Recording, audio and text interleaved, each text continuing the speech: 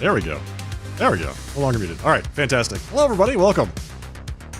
So good to have everybody here for this lovely Wednesday broadcast. Hello, folks. Hello, Abdallah. Welcome. Hope you're having a fantastic day. Glad you enjoyed the music. That was the soundtrack to the game Skate Story. And that's not the only good track on that album, by the way. It's by a band called Blood Cultures. Really good. Like the entire game's got some great music to it. Welcome everybody. So we finished up Metaphor Fantasio on Monday. We're starting a new game tonight. We're starting a game called Pathologic 3, which is the latest game in a series that I've been kind of following on and off for years now, since like 2007. And I mean, basically, it's like the same story that they've told. This is the third time that they've told the same story with the same setting and characters and everything like that, but it's from a different perspective with different mechanics. And I'm looking forward to seeing how this is like. I played Pathologic 2 a while back, last year I think, early last year, and I really enjoyed it. But it's like a misery simulator, you know? It's oppressively difficult, and like, I don't know, you're constantly, it has like food and water and disease meters, and you're constantly starving, you're constantly dying of thirst, and you're always sick. So, and you're trying to save the entire town at the same time and solve like a mystery, and it's just, I don't know, it's just crazy. There are three different perspectives that the original game, Pathologic, provided back in 2004 when that game was originally released. Hello, Chris Howard. Hello, Fuzzy Cosmo. Welcome, folks. There are three perspectives: the Haruspecs, the Bachelor, and the Changeling. All right, that was Pathologic 1. That was released like early 2000s. Then they released a sequel, which was Pathologic 2, which is the exact same story with an updated system, like graphics engine, but only from the Haruspecs' perspective. This is the same game, but only from the Bachelor's perspective, and like I said, different mechanics and things like that, but same setting. Interesting to see how this goes. Like I said, the original game was extremely difficult. Pathologic 2 was extremely difficult. I don't know how Pathologic 3 is going to be, but looking forward to finding out. It'll be quite a different change of pace from Metaphor, which is what I've been playing for the last 2.5 months. Not a JRPG.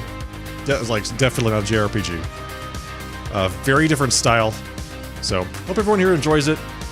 It's quite narrative heavy, and it's quite character driven. So, if those are things that you enjoy, stick around, watch the VODs, watch the live stream, whatever. Like I said, one of my favorites, kind of a cult classic, so let's dig into it. See how this one goes.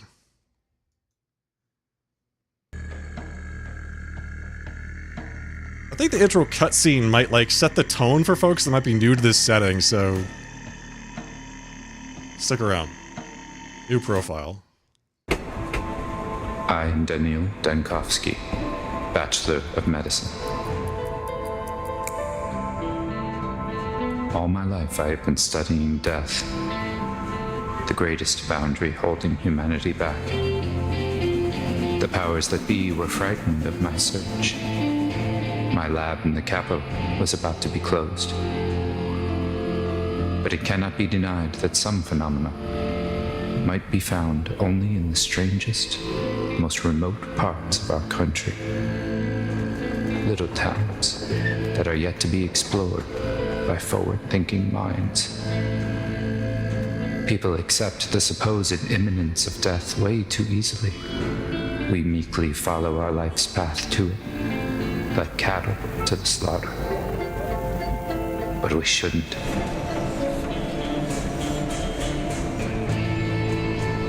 My search for immortality has brought me rumors of one, Simon Kane, a supposedly immortal man living in one such town. He might be just the proof all my theories need. the fine patient. I need to find him, or else all my life's work is doomed.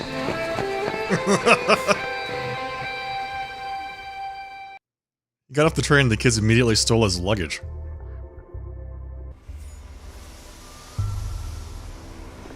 Press the start button to view the mind map. My thoughts, conclusions, deliberations to see the events of a specific day, press its number on the circle.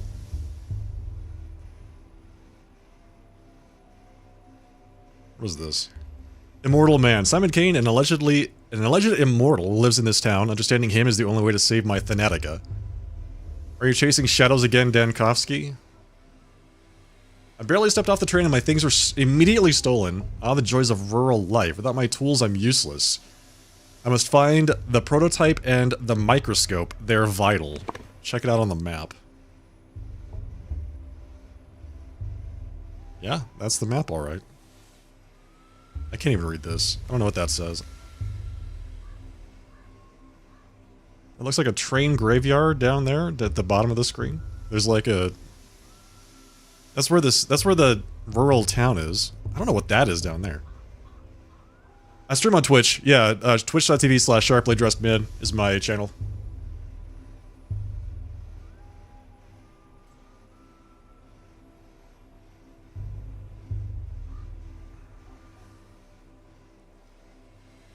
My luggage was stolen, no choice but to start searching for it. Okay.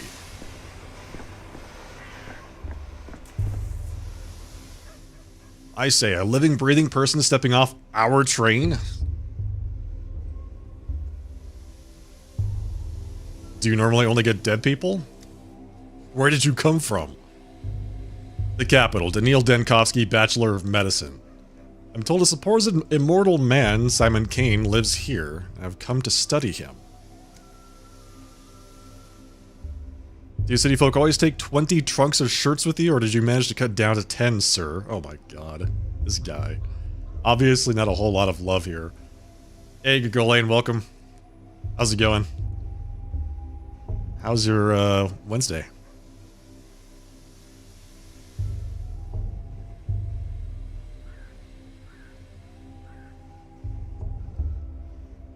We just started, so...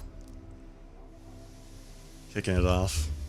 Relaxing? Good, man. That's good to hear. Mine was, you know, pretty typical. Was able to get a nap in before the stream, but yeah. Hello, Mr. Mark. Welcome. You damn it, my equipment's in there. Do you even know what a microscope is, let alone the one-of-a-kind anti-dispersion device prototype? Why didn't you make it... Why didn't it make the kids disperse? It's an anti-dispersion. I mean, it's not for that any more than a microscope is for hammering nails, which the children are probably already doing while we stand here talking. Hammering nails is usually best done with a hammer. It says so right in the name. Are you going to help me catch the thieves or not, genius? It's just kids being kids. Don't need to be mean to them. I must get my luggage back. Losing my instruments is like losing my arms. Worse than losing my arms. I'm telling you, hands off the kids. You're new here, fresh off the train. You're new in town. So watch yourself and heed our customs. No constable or patrolman will chase after children for you. No street sweeper either. Are you serious right now? Why not? Because the kids have their own thing going. Their own empire, you see. I'm not going to mess with it. And if you find someone to do it for you, it's your funeral. Or rather, theirs. Although, they wouldn't get a funeral. The tower would simply break them. What tower? The polyhedron. I'm not sure what I was expecting. You know what? If you need your shirts so badly, why don't you go looking for the tots that ran away with them? Just ask them nicely. These kids are like magpies. They'll trade your precious linens from the capital back in exchange for bits of colored glass. Or even just a story. But whatever you do, don't hurt them. I have plenty of stories to tell, but usually they involve vivisections. I suppose kids do like that sort of thing. Say, is the capital a real place? What kind of question is that? The Kanes came from the capital and made our town, but no other real people have come from there ever since. So I was thinking perhaps Simon Kane simply made up the capital, along with everything else.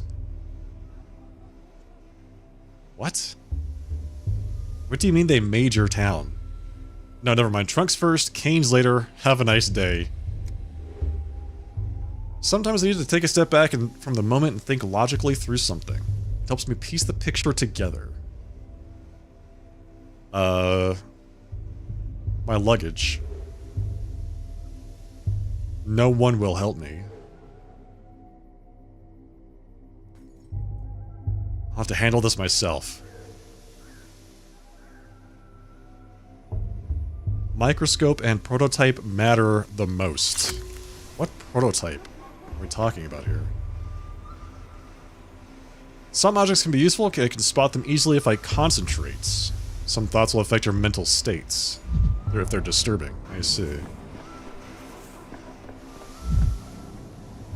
What's this? So that made me more anxious. But I can loot it. Hey, you. Hey, eyes on us. The thief's seen us. The thief. Mr. Thief, are you for real? Say something in thief speak. For furum cognoscit. The Latins never minded taking what was not theirs.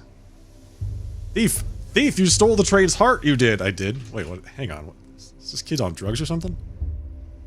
Just ripped it out and stole it. And now it'll die without a heart.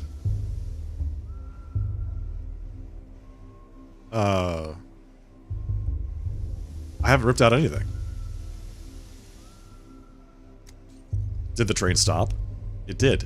It doesn't move no more. Not moving means it's dead. You climbed out, and it died.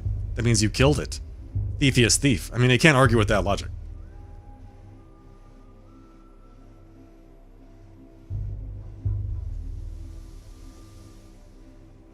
Your logic is indisputable. You would be held in high regard at the academy, young man.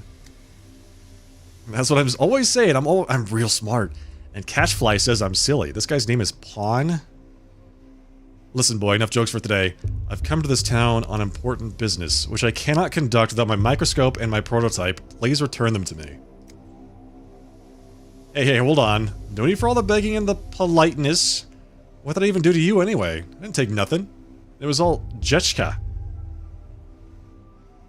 My microscope and prototype are precise, delicate instruments. If they break, they'll only be scrap metal and glass. They'll just die, like the train. You don't want that, do you? I don't. Then tell me where Jessica's taking them. Jessica's taken the heart back to go fix the train. That way, to its face. Oh, to the front of the train? Am I a snitch now, Mr. Thief? A snitch is someone who runs off to inform without being asked to do so. You're an honest witness. He's an honest witness.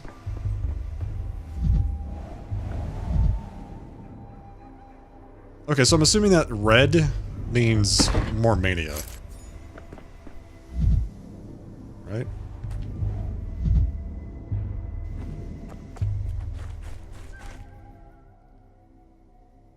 Utopia. Such a serene place. If immortality still exists in our country, it would be here. Locals treat children with a strange deference. I'll have to catch the thieves myself. New shoes, may I introduce you to Station Mud. Hey Rory, welcome.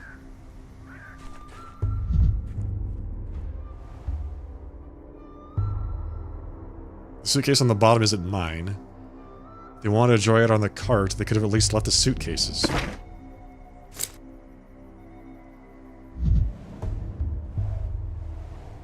Okay.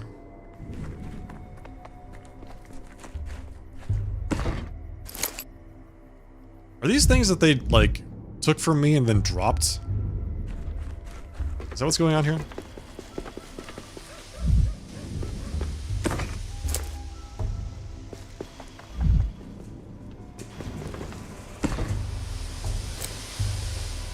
Also, what is all this stuff? How do I check my inventory? Things. Here we go. Thoughts, things, artifacts, casebook, notes, people.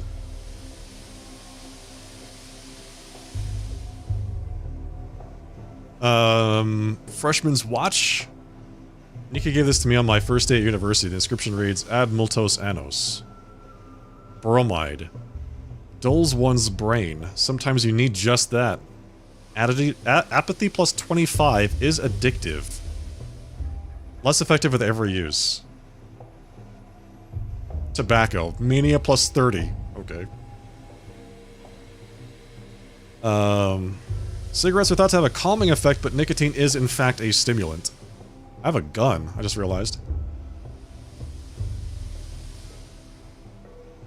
You were wrapped up in some calculations? What kind? Camphor. Addictive. Addictive. Valerian extract. 1 revolver bullet. Weighs as much as a human life. I don't need these for my pocket debutante pistol. I always keep one last bullet in the chamber. What does that mean? Calomel, health plus 50. Belladonna. Highly toxic, not to be consumed unprocessed. So apparently we're going to learn how to craft at some point.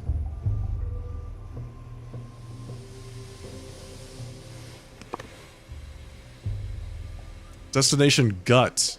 District status calm. Maw. Marrow. Atrium. The Stillwater. The Cape. The Flank. The Tanners. Hindquarters. Skinners. Oh, I see, I can't hover over the abattoir. We might not be able to go into the abattoir in this game. We'll see. Crowstone. Cemetery. Shekhen Steppe Village. It's like all this extra stuff.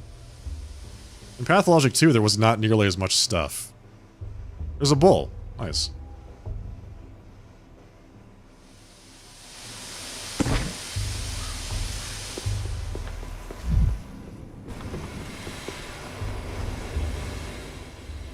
Alec. Hey, back off, you. Get away from the girls. And from me, too. I ain't afraid of Uncle Roan when he boozes up, and I ain't afraid of you, neither. I've got a knife. You can't hurt us. Got it? My nerves are hanging by a thread this thin. Do you want to see what happens when it finally snaps? Your hands are shaking and you've got those crazy eyes. Uncle Roan gets those eyes too when he reaches for a second bottle. And the shakes. And then he picks fights. But don't even think about picking a fight with me. I got a real knife, I do. What the hell are you babbling on about? And Jetchka's got one too. We all got knives, actually. Uh-huh, okay. Let me calm down and then we'll talk like normal. It's hard for me to talk to people when I'm too apathetic or too manic.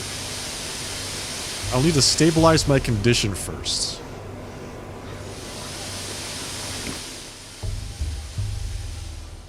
Head swing. My state of mind can be changed with drugs. Some make me more apathetic, others more manic. So he's like natively bipolar apparently, and he uses the drugs to control his degree of bipolarism. So I need to become less manic.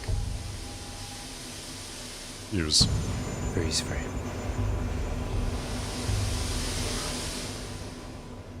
It's quiet. It's dead already. A dead heart keeps beating for 40 days. That's what my mom says. Couldn't have been dead for that long. Do it. Tack it on. Won't fit in there. It just won't. Told you we should have stuck it in the belly, not the mouth. Life's in the belly. Everyone knows that. Nope. A locomotive's life sits in the front with the driver. That's where the fire is. So the heart should be there too. That's what Boulder told me. What do you have there? Oh, that's my prototype. Looks like it's still intact. Ah, begone, vile snake! I'm not a snake. You killed the other trains, didn't you? It's because of you they don't come to us no more. We were wondering, and we didn't know why they kept dying. We got a whole graveyard. They're all rusted up. And they can't go anywhere. And it's all because of you. You stole the train's heart for yourself and carried it away in a suitcase. And now the train's all dead. These kids, man, it's kind of hard for me to argue with them. have their own, like, version of reality. You said the train's heart isn't the front. I rode in a carriage in the middle. How could I get to the heart? Through the bowels, like all Minku do. You don't get to the heart through the bowels, my young friend. You'll hit quite a different body part first.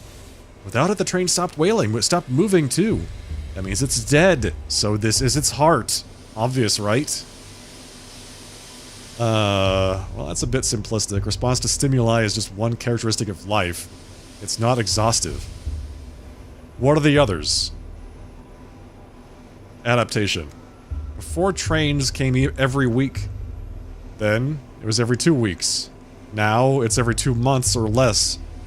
And they don't ever leave. They just lay there and wait.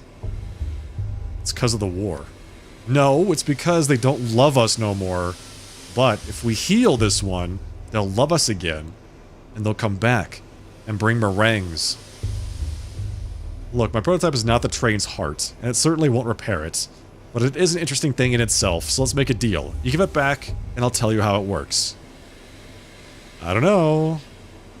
There'll be corpses in the tail. A whole pile of them. These corpses, were they stabbed or strangled? The kin must never cut.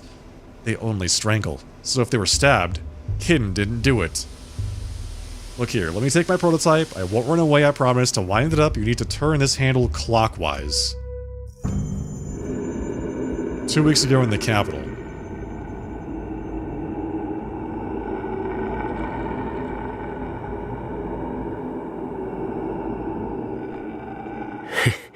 What were you expecting? Huh? It's been years, and I still can't get enough of your idealism. Hello to you too. Platon, to prime it, hold this crank and turn it clockwise. Chief, hello? Oh, for crying out loud, your mind's flown away again. My mind and I are planted firmly on the ground. Sure you are. Anyway, as I was saying, the crank is stiff. You'll have to use some force. Platon, are you crazy? There's a gas leak. What did you call me in here for? We have to seal the morgue and evacuate immediately. No, Daniel. What we have to do is load that prototype you're fiddling with and use it to get into the morgue. A woman rose from the dead in there, and it will be, I think you'll agree, extremely frustrating if she dies again. We must get her out. She rose from the dead? What? I was collecting tissue samples to determine the onset of rigor mortis when I heard a noise. I turned around and... holy smokes! A woman was sitting up in the gurney, stiff as a poker, rasp in her throat. I started toward her, but then I smelled the gas and pulled the alarm lever. So it wasn't a spontaneous resurrection. It couldn't be. These cases always turn out to be lethargy or catatonia or apnea. Hey, Rune. You forgot that time with the animatronic figure. Teleman's wonderful joke for your birthday. Thank you for the compliments, Rune. Appreciate that. I didn't forget it. I wiped it from my mental atlas. What should I do with this device? This prototype, I think you called it? I already told you, but fine, let's go over it again. You're holding an experimental prototype meant to dissipate tuberculosis miasma. Remember the Consumption Task Force? Kaufman, Gorski, Einstein.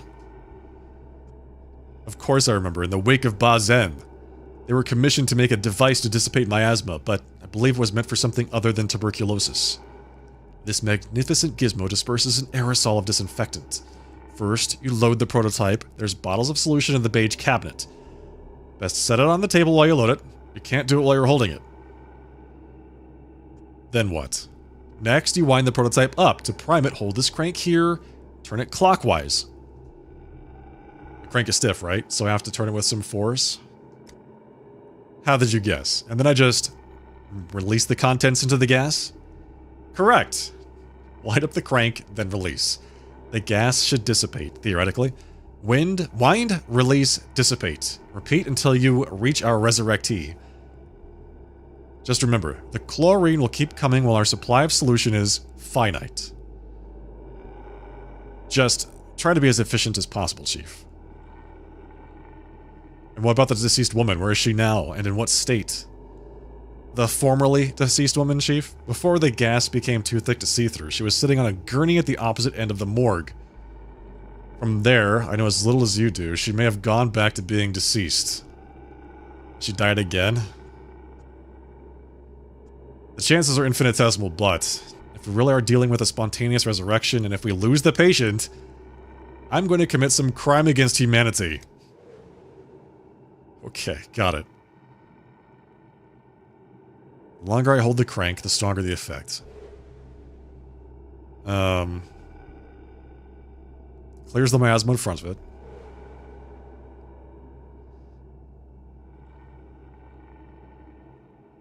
Need to spend fluid wisely. The morgue corridors is like a maze.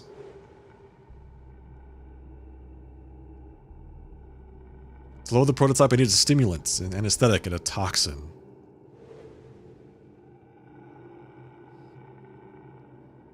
First thing we teach lab assistants. The best stuff is in the beige cabinets.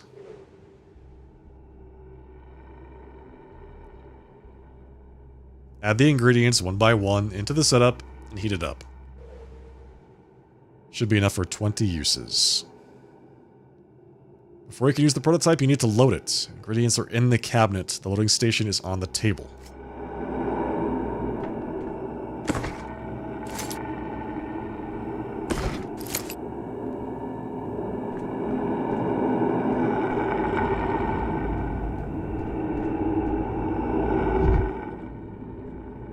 Can I just leave? Then again, if not taking at face value, but rather, you know. The disinfectant solution consists of 3 ingredients, a stimulant, an anesthetic, and a toxin. I need to put the items into the slots and then press the load button.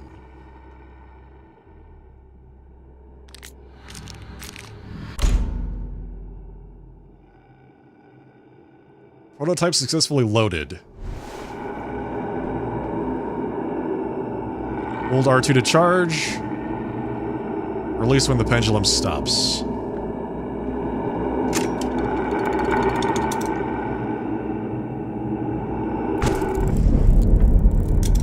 Ooh, I like that.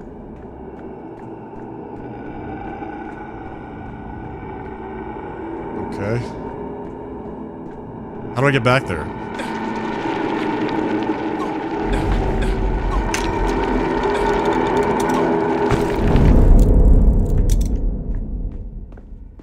To crouch or something?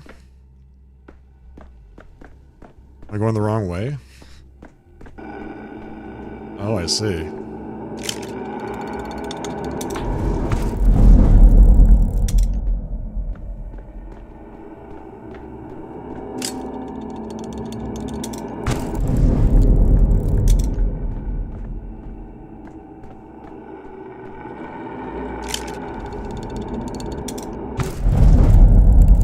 This must be the formerly deceased lady.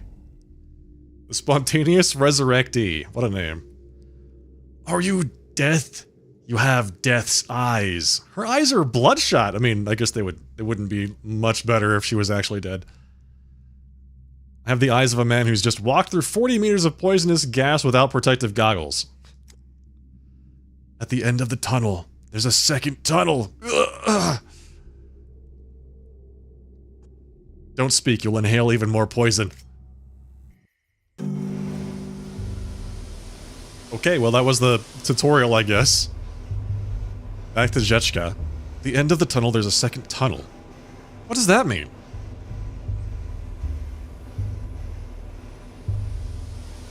That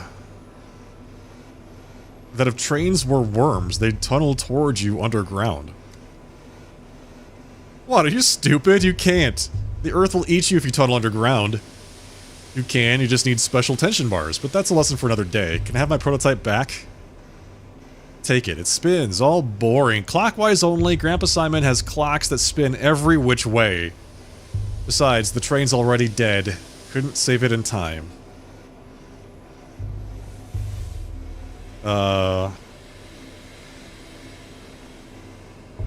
Grandpa Simon. You mean Simon Kane? I'm here to meet him, actually. We've only got one grandpa between us. Is he really immortal? I'm sick of this game. Go away. We're gonna play cat in an old hat.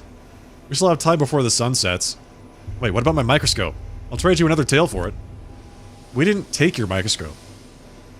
Where is it? The prototype is in my right hand. The microscope is in my left. Can't collect data without it. The dogheads must have taken it. Khan and Notkin got a deal. All the war spoils get split down the middle. They don't care about hearts. Not in any of their many faces. Why would they need another one? What does your microscope do? Is it alive?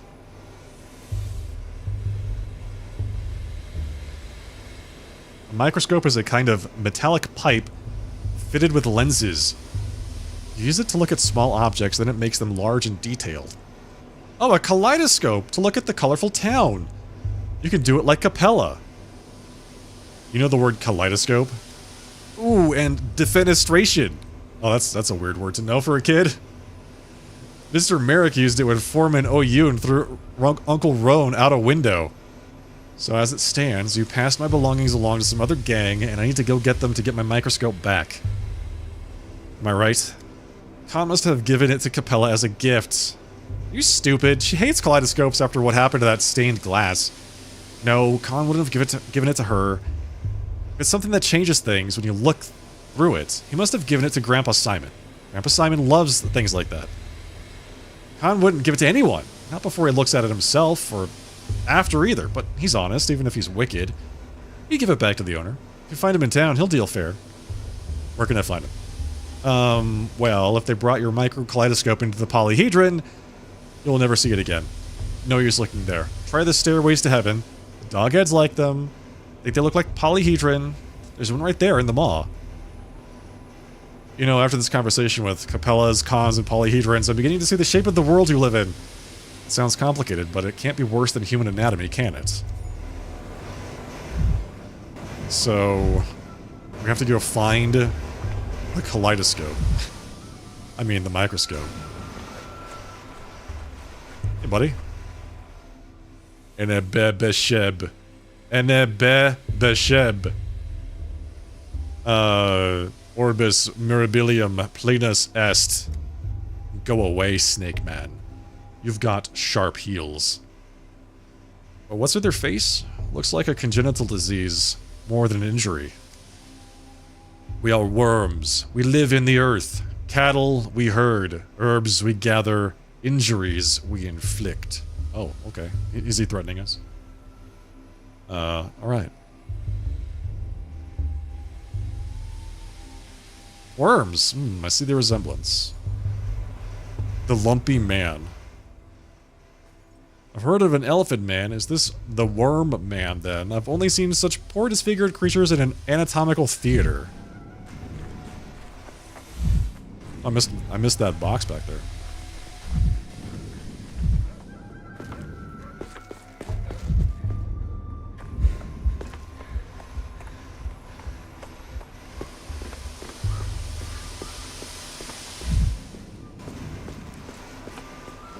What happened here?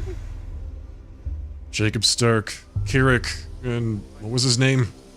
Bertrand. Such a harmless fellow he was. Never hurt a fly in his life, and the Rippers slashed him to ribbons like the rest of them anyway. The brute. We must give these unfortunate souls the proper burial they deserve, then find the Ripper and give him a burial befitting a beast. Kuleke kunud. Do not act rashly. Give Kirik to me. I'll pay you back in kind and herbs in blood. Says the daughter of Suak. What do you mean, give Kirik to you? You want to take the corpse? Are you crazy? Why are you looking at her? Why are you even speaking to her? Be gone, witch! Buyante, do not speak to me, stranger. I have come begging for food to give Suak, begging for tears to give Mother Bado. I speak to the blood of Udurg, of our town. You are not our blood. My eyes do not see you, stranger. My ears do not hear you. And yet she speaks to me, so clearly she is aware of my presence, somehow. Suak, Mother Bado, Udurg. Before you ask, no, I don't need to write down new words. I have an excellent memory. The Rippers come to town. The father killer Barak. He was always a wild one, but then Mara Shabnak lay with him in the steppe and whispered things in his ear to make him water the earth with blood. As soon as he got off the train, he went on this murder spree. He killed Jacob Sturck, he killed Kirik, he killed the harmless birdie. He's a monster. Rock is the main character from the Pathologic 2, by the way.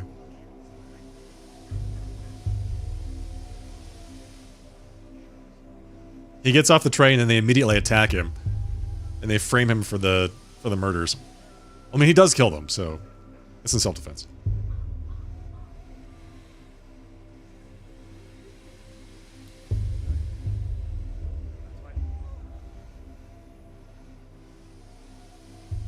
I thought I'd come alone or almost alone, but I definitely don't recall a Mad Ripper on the train with me.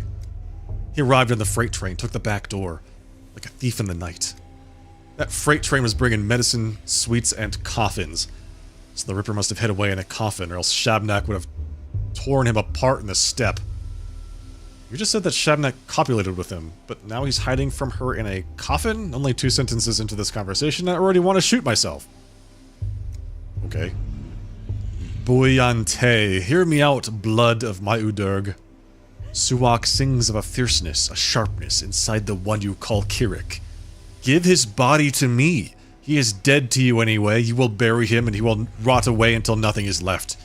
I will bury him, and Suak will eat him, and drink his savagery and his sting, and sing an Ubhene Duun, an herb song, in gratitude. She'll give us Twire, and will brew us lots of Twirine? Twirine?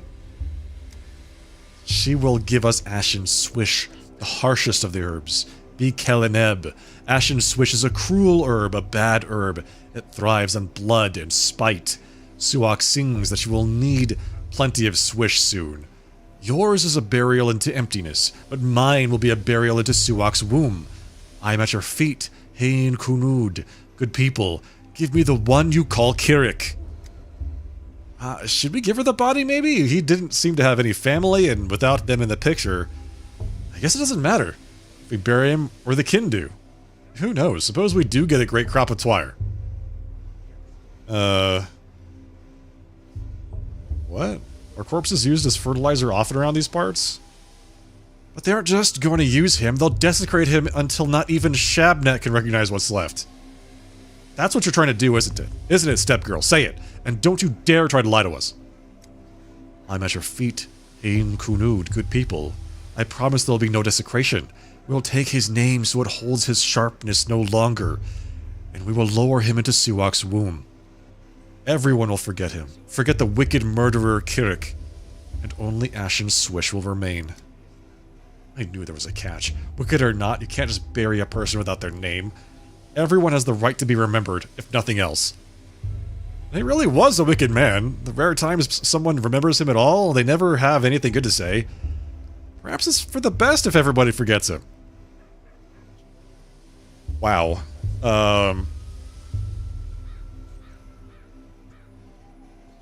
They'll take the name of this Kirik? What does that mean? A touch of our eyes, a touch of our fingers, the name melts away. The one they used to call Kirik will become a gift to Suak instead. He will have no grave, and there will be no man in the memory of the people. Speak to me no more, stranger. Your words are poison. I must admit, that clarified nothing. Let's hand over the body. I'd rather avoid a falling out with the kin. Will only lead to more trouble down the line. What do you think, stranger? You certainly look important. Maybe you have some brains to back it up. Wow. Okay.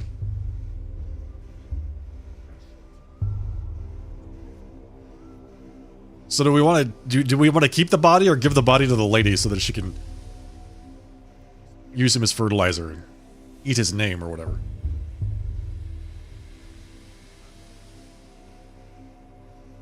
Apparently the protagonist can explain away either option, which is interesting to me.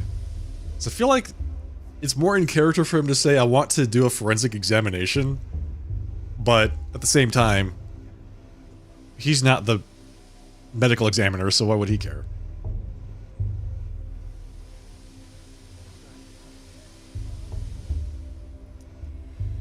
Once a person dies, their body is no more than a collection of molecules and tissues. Any opportunity to put it to some use is a stroke of fortune. Corpus non est templum.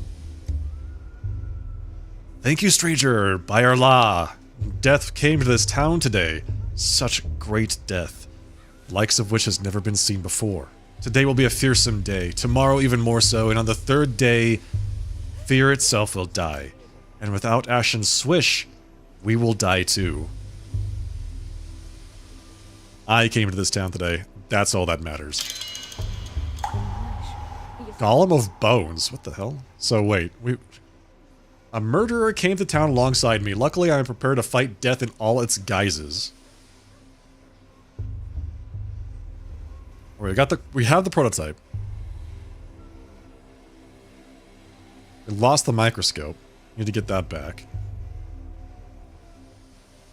The locals believe in a Shabnak, a murderous step golem in the guise of a woman. It's like I've stepped out of time. Not just traveled far from home.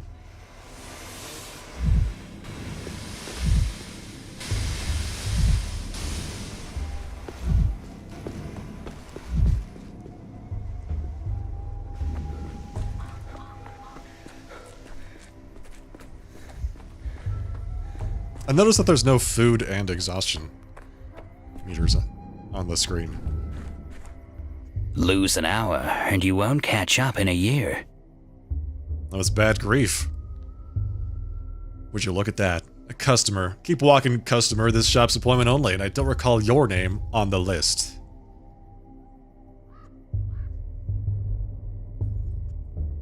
Can you add me then? Why add you when I could subtract? See those stiffs by the wagons? My friend the Ripper did that. Buzz off, pal. My friend the Revolver works just as well. Boys, there's no need to fight over me. I'll just remind you, I'm married. We've got plenty of shops in town, but our warehouse keeper here can get it for you wholesale. Just look at these boots he snagged. Scarlet boots. Okay, so the boots are Scarlet. Got it. It's like, is that a person's name? I'd expect a romantic soul like yours to be more interested in the Scarlet Pimpernel than Scarlet Boots. Oh, gross. What am I? An herb bride? They run around naked, trampling the grass and flowers. I want to run around in something pretty. Like boots from a coffin? Are they looting the coffin? The coffins? Is that what's going on? They're stealing from dead people? A coffin's the best when you need a chest. A checkpoint guard wouldn't dare open it up out of respect. It's inhumane. Meanwhile, it's overflowing with hundreds of pairs of Scarlet Saffiano leather boots, tax and duty-free. Uh-huh, okay. Right.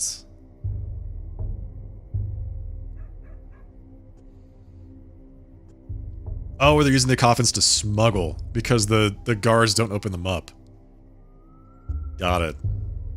So you smuggle contraband in coffins. You're a tax inspector. I can't imagine a duller job. Keep your nose out of other people's coffins then. Once someone goes in, who knows what happens? Maybe they never died. Maybe they never existed at all.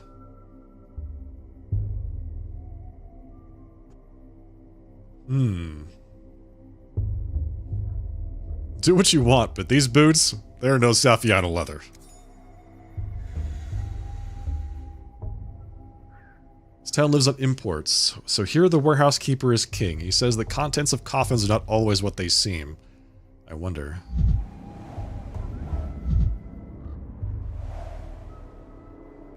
Like, can I do something with the coffins? Oh my god.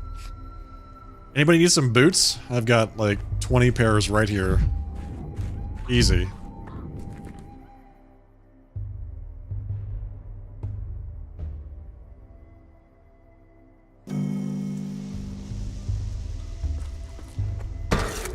I'd rather not hear this.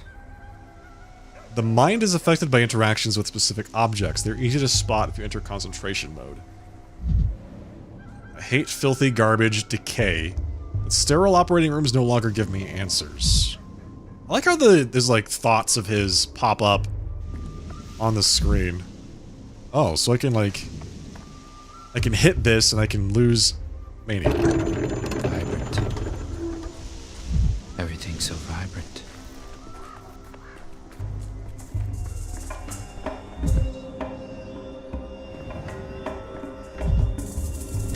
Whoa. There's the cow. Ooh-ha, my good little bull, blunt-mouthed, broad-browed, please forgive us.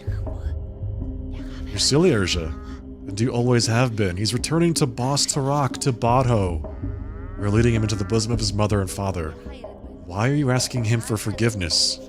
Because Bos Tarak is dead, Aina! This little bull's whole life he didn't know that the most beautiful creature, the immortal Bos Tarak, was waiting for him. And now that he knows, Bos Tarak is dead. Buha will find his father's silent corpse. How can we not pity him? Who died? Bos Tarak, the father of all Katanga, people and bulls. We ask Suak to bring him back. You're the silly one, Aina. Suak didn't eat Bos Tarak. How could she? He's bigger than her and stronger than her. The immortal can't be killed. He chooses death himself. We ask Bos Tarak to change his mind and come back to us, his children.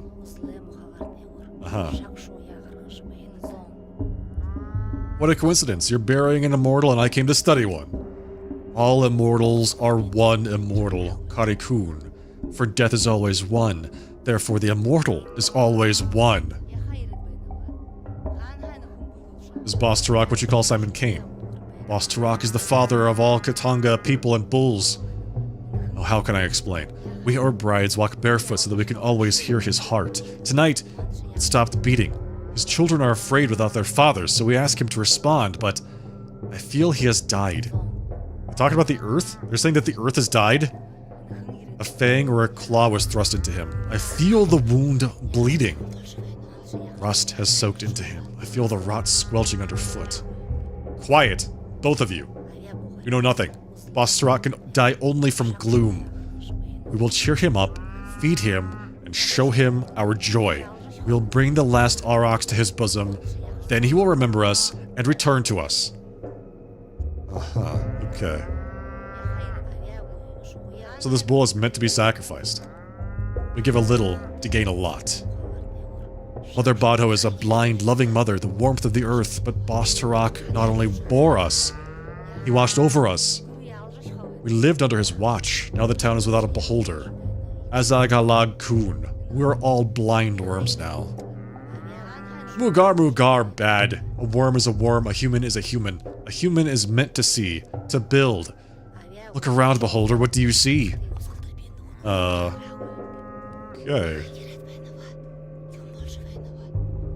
A town where the sacrifice of live animals is permitted in a residential area. We haven't looked closely. Go further, see our celebration. Look at the last aurochs. What do you see in all this? Tell Guga afterwards. An aurochs is a big bull, right? I'll look whether I want to or not. Yeah. Same to you.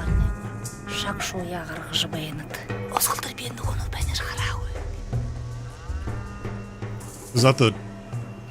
Oh, that's the big bull that they sacrificed in the opening cutscene up there. Oh, what? What? Share what you have witnessed. Do I have to go back and talk to them? No.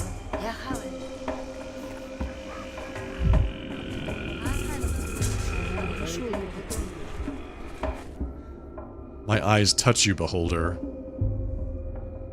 What was that? I just saw some sort of... What did you see, beholder? Why are you calling me that? Us worms are blind. We feel the warmth of the future, but we do not see it. Our brides are grasshoppers. They see with their feet. They feel the pulse of the future, but do not see it. We stand here and seek those eyes. Those with eyes. The beholder who sees the future. So you're asking me, not everyone? Not just me? One, many, human concepts. There is one worm, but hit it with a spade, there are two. There were 5 fingers, but clenched, they become one fist. Right now, we are talking to you. What did you see, beholder? Let's see. I saw rot and plague miasma spreading from a carcass. And a sanitation squad burning it with fire. That was tomorrow. That will be yesterday. Okay.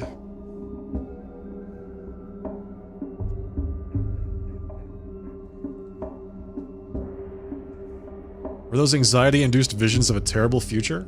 Perhaps. Thank you for your vision, beholder. You see more widely than others. We will remember this. If you see something else unexpected, don't be afraid. It's just the eyes adjusting to our current place in time. Keep moving forward.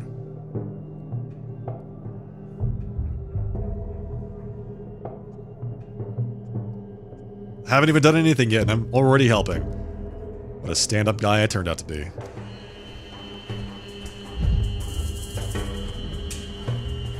You're such a good guy, Daniil Dankovsky, Bachelor of Medicine. Oh, that's good. That's good. That's excellent. Okay. Performing a dance of death or something at the theater. So where am I supposed to go now? Oh, that's right. I'm looking for my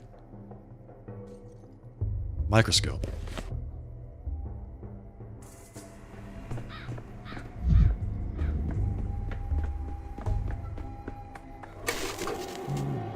Hello.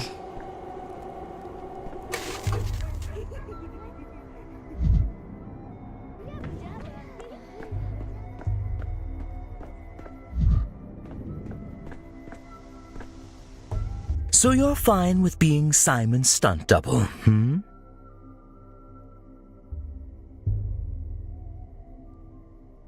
Ah, there you are. Finally, I thought you'd forgotten our agreement. I hope you're ready. Have you memorized your lines?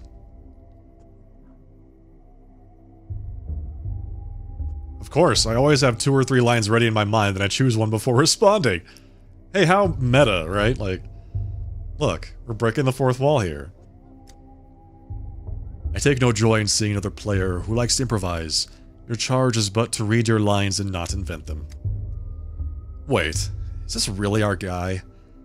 Looks about the same, but the outfit's all wrong.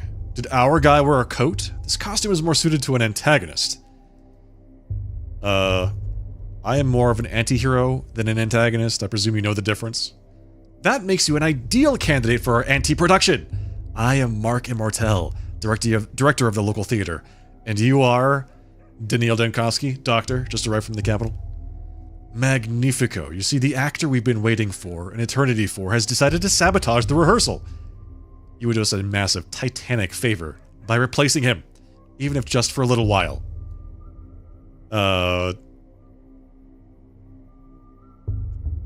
Still, what's the man in a bird suit doing here? This is abnormal. Are you not familiar with the ancient mysteries? Our feathered colleague symbolizes the doom of all things. He acts as a dark omen, complete with a plague doctor's beak. Our performance is quite simple. The main character has just arrived in a remote town and quite accidentally stumbled into a curious rehearsal, in which his fate will be decided. Who knows, perhaps he'll die at the end? Seems the performance has already started and I'll be dragged in against my will. Is that all you have to say? Why do you stare like that? I see it in his eyes. His mind is looking for a line to mumble.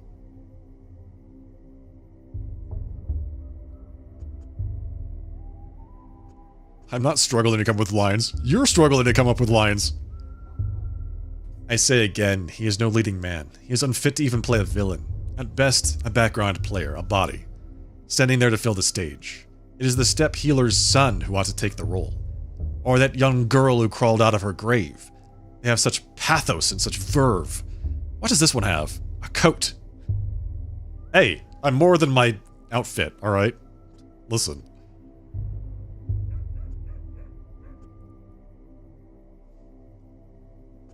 I see you are awed by my coat. It is perfectly understandable, but envy is a low sentiment. Quod erat demonstratum. Demonstrandum. The coat is but a prop. Beneath it, who are you? Do you want to switch? I'll take your mask and black leotard, and you can wear the coat. Sound good? You don't quite grasp who you are speaking to. There is no face beneath the mask. It is my only skin. Upon this stage I play a special role, the walking shadow of the slain, a specter of regret, and words still left unsaid.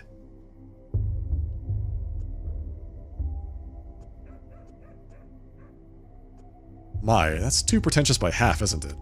And that is the heart of our play. Our main character, a doctor and a skeptic, encounters the unknown for the first time. He builds his whole life around empiricism and scientific inquiry. What will he do when death addresses him directly? But this isn't literal, right? A hero in a play speaking to death or the dead is usually a metaphor, an illustration of his thought process. Well, if that makes it easier for you, we can say it's a metaphor. Play it ambiguously, leave the audience guessing. But wait, I don't want to be a metaphor. I was promised I'd be the true voice of the dead. What kind of spoil sport ruins a play like this? I told you he couldn't hack it. That's it, I'm out. Metaphor. Pfft. I'm confused. Are we still acting or is he actually offended? Of course we're acting. You have aptly grasped the key to this play. It is all a game. You're free to go, but remember, the game doesn't end until I say so. But, Mr. Director, are you certain we've chosen the right protagonist? The rules of drama clearly state that the hero must experience death and resurrection. Yet he's stuck in the prologue. Hear that? You're being reprimanded for letting the pace of the narrative slip. Not my opinion, you understand, but the audience's attention is starting to flag. Well then, go on and prove we weren't mistaken about you. I'm not sure I like how you keep bringing up that the protagonist dies at the end. Don't like that. Thanks. What's this? The big city, immersive theater, and fourth wall breaking gimmicks infiltrated this place as well. One aspect of progress I'd hope to escape.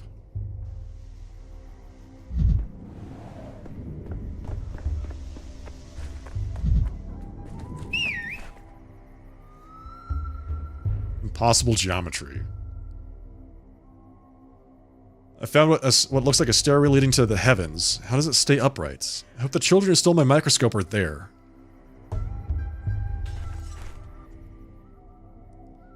If you could travel through time, would you go to the future or the past?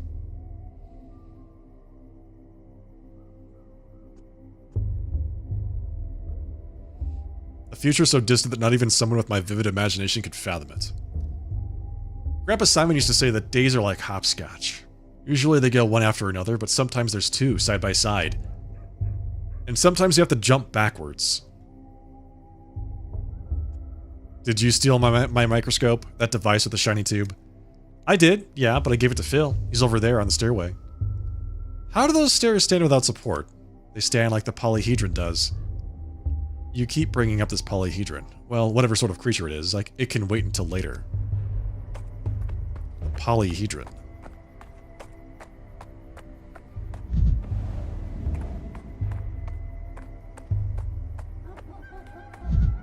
The dog heads. There's the microscope. Well, what is it?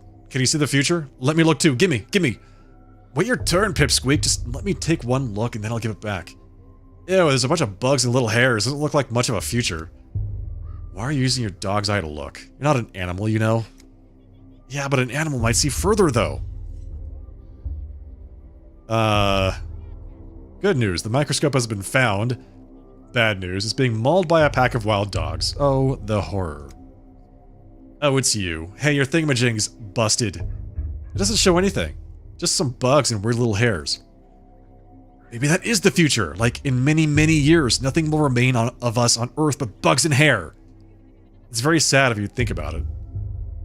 It only shows bugs and hairs because you're pointing it at bugs and hairs. See all these different glass pieces inside? Glass like this shows the future when you look through it. Everyone knows that. Grandpa Simon loved making all sorts of things with glass. I've only seen thingamajigs like this at his place. Why did you steal it from Grandpa Simon, you bastard? That's why we stole it back from you. It's called justice. They stole my stuff like I'm right off the train! How did I steal it from your Uncle Simon, you psychopath? That is my microscope. I brought it with me from the capital and you stole it from my luggage. That's called theft. What? You don't know, mister? He doesn't know. He doesn't know. Nobody told him. Spit it out, you monster. Where did you get this thingamajig from? What did you do to Simon? It was you, wasn't it? Wasn't it? I was on my way to go visit Simon, and I'd already be there if it weren't for you. Please, give me back my microscope. It's a very delicate instrument. Give it back. Will you stop whining? If you want it back so bad, what'll you give us for it? Just give him back the thingamajig and let him go on his merry way. It's broken anyhow. Can't see any future at all. No, no, no. Grandpa Simon taught us what doesn't take effort doesn't deserve effort. If we just give him back the thingamajig, there's no effort in that. I have a pocket watch on a chain, and it definitely shows the future. Let's make a deal. Come on, let's see it. Oh, nice. And how does it show the future? With this, you always know what time it is, so you know what time it will be in an hour, or 2 hours, or even 3, which means you know the future. Oh, you're very clever, mister. Alright, give us your watch, but show us how your thingamajig works, will ya? We're still curious. First the trade. The watch for the microscope, then I'll show you.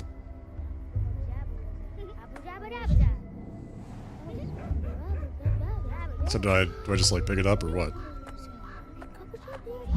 Trade. Fair and square. People won't agree to a trade if I offer items less valuable than whatever I'm asking for. Dabba dabba dabba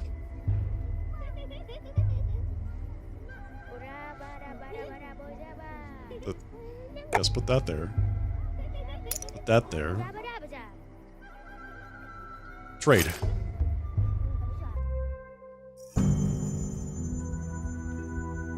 The capital 2 weeks ago.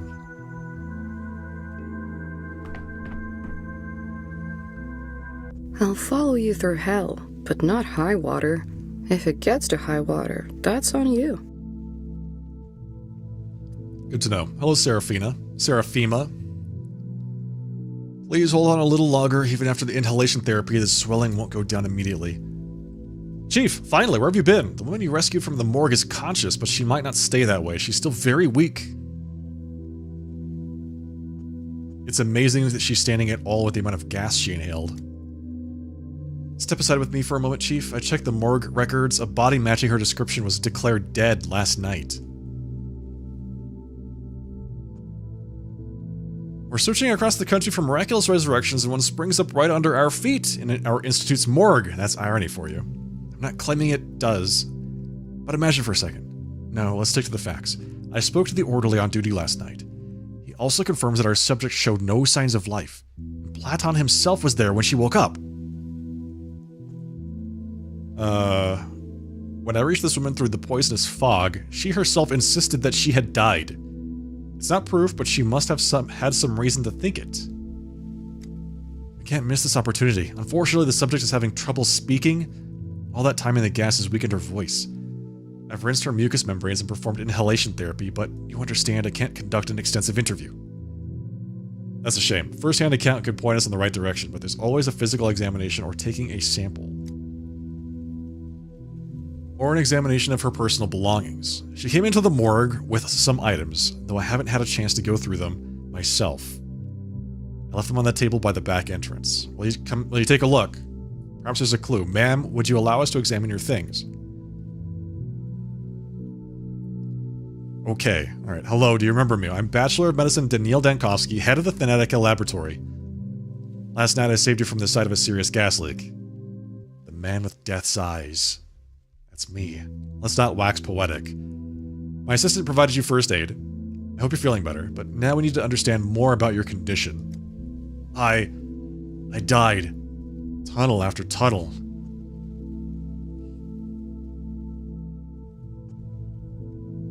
Allow me to take a blood sample. Perhaps a microscope can give us some clarity. Oh, there we go. I have 100 microscope slides. A disease affects various bodily symptoms. The microscope helps identify which organ is infected. Tissue samples are placed on glass slides. Assistant ensures that slides are sufficiently supplied. Take sample. Sample taken. I took a heart sample? What?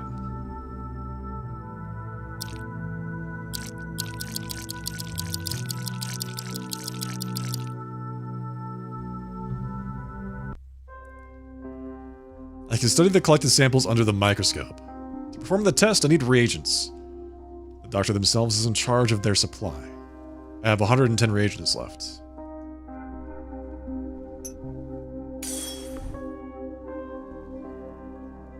microcosm.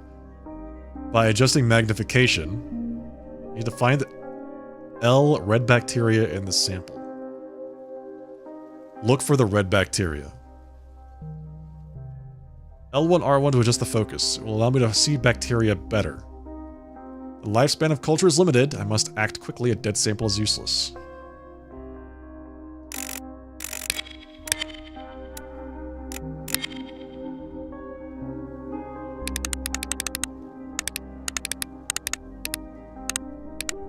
Oh. Oh. Oh. I found it.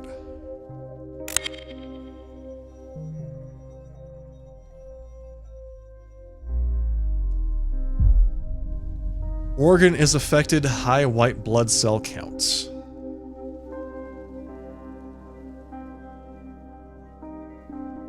"15 seconds, time to examine.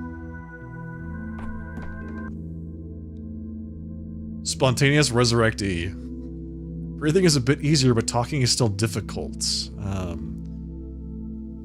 You can stay quiet for now, I just need to examine you. Oh, hello. Pale, gaunt, looks exhausted. It's no wonder her blood sample points to leukemia. Skin here is seriously damaged. I suspect it's due to her contact with the gas. Likely the same for her red eyes and mucosal burns. Select a body part. Back.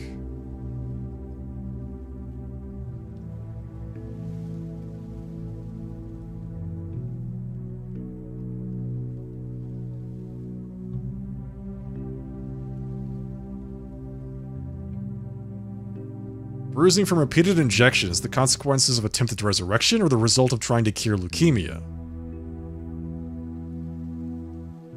You get her to, like, move her arms? Arms reverse. There we go. Nothing on her hands. Show me your legs. Damaged skin due to the gas. Okay.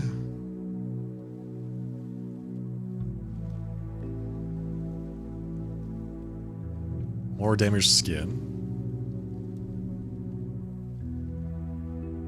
10 minutes will be spent examining each body part. Oh, that's right, there's time. I forgot about the time aspect of the game.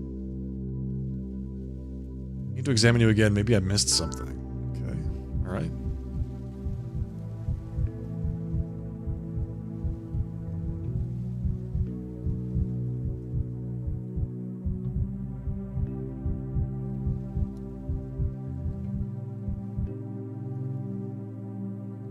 Is that really red thing here? What's this? Bruising redness, a rough injection? Seems like she had an allergic reaction. It's like a really, really dark red spot right there. Bright red, I should say. Whoa, we can zoom in. Okay, got it.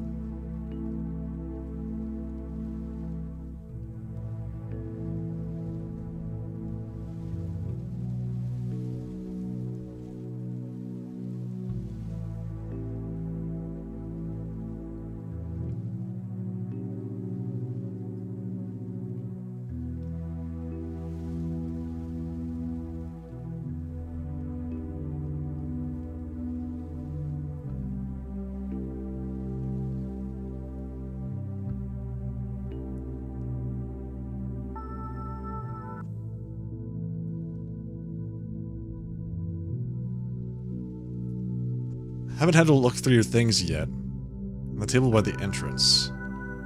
Alright, so we examined and we saw some stuff.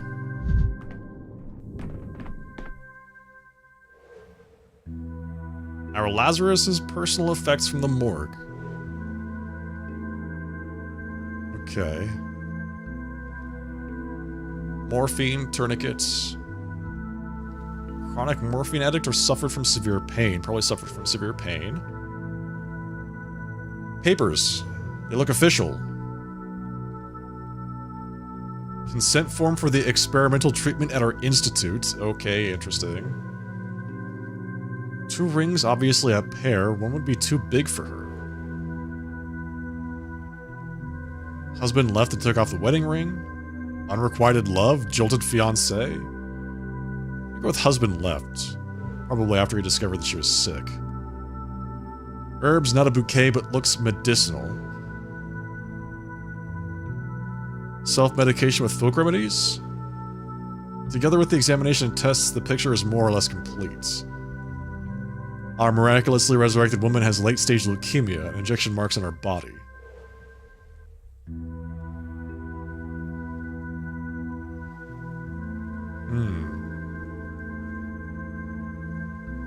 Morphine overdose, addicted from palliative treatment for the pain. Colleagues thought she was beyond saving. Seraphima waits and her subject needs rest. Time to come up with a diagnosis, even if it's preliminary. We gotta diagnose.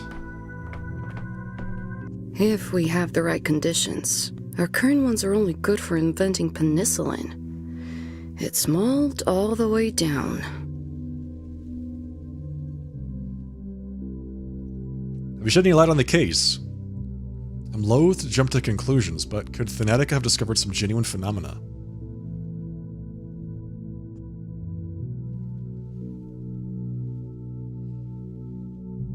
I don't think it was a failed suicide attempt.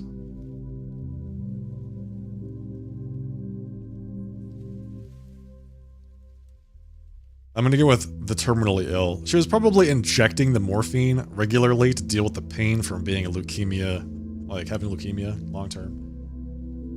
May have swung from one extreme to another, from self-treatment to our institute. We don't know what medications she took or how they interacted. How do we explain the most astonishing part, the resurrection? Why did a gas leak revive the subject? Did you see the bruised injection site? Adrenaline. Someone tried to restart her heart with a too small dose.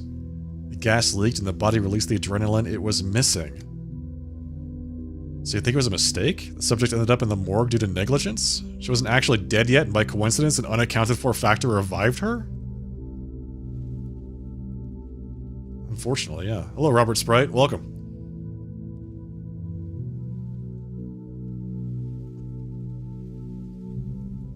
Is that disappointment I hear? It's unjustified. For example, adrenaline as an emergency tool is promising for a scientific point of view. The research will one day bear fruit. So does it mean she wasn't dead after all?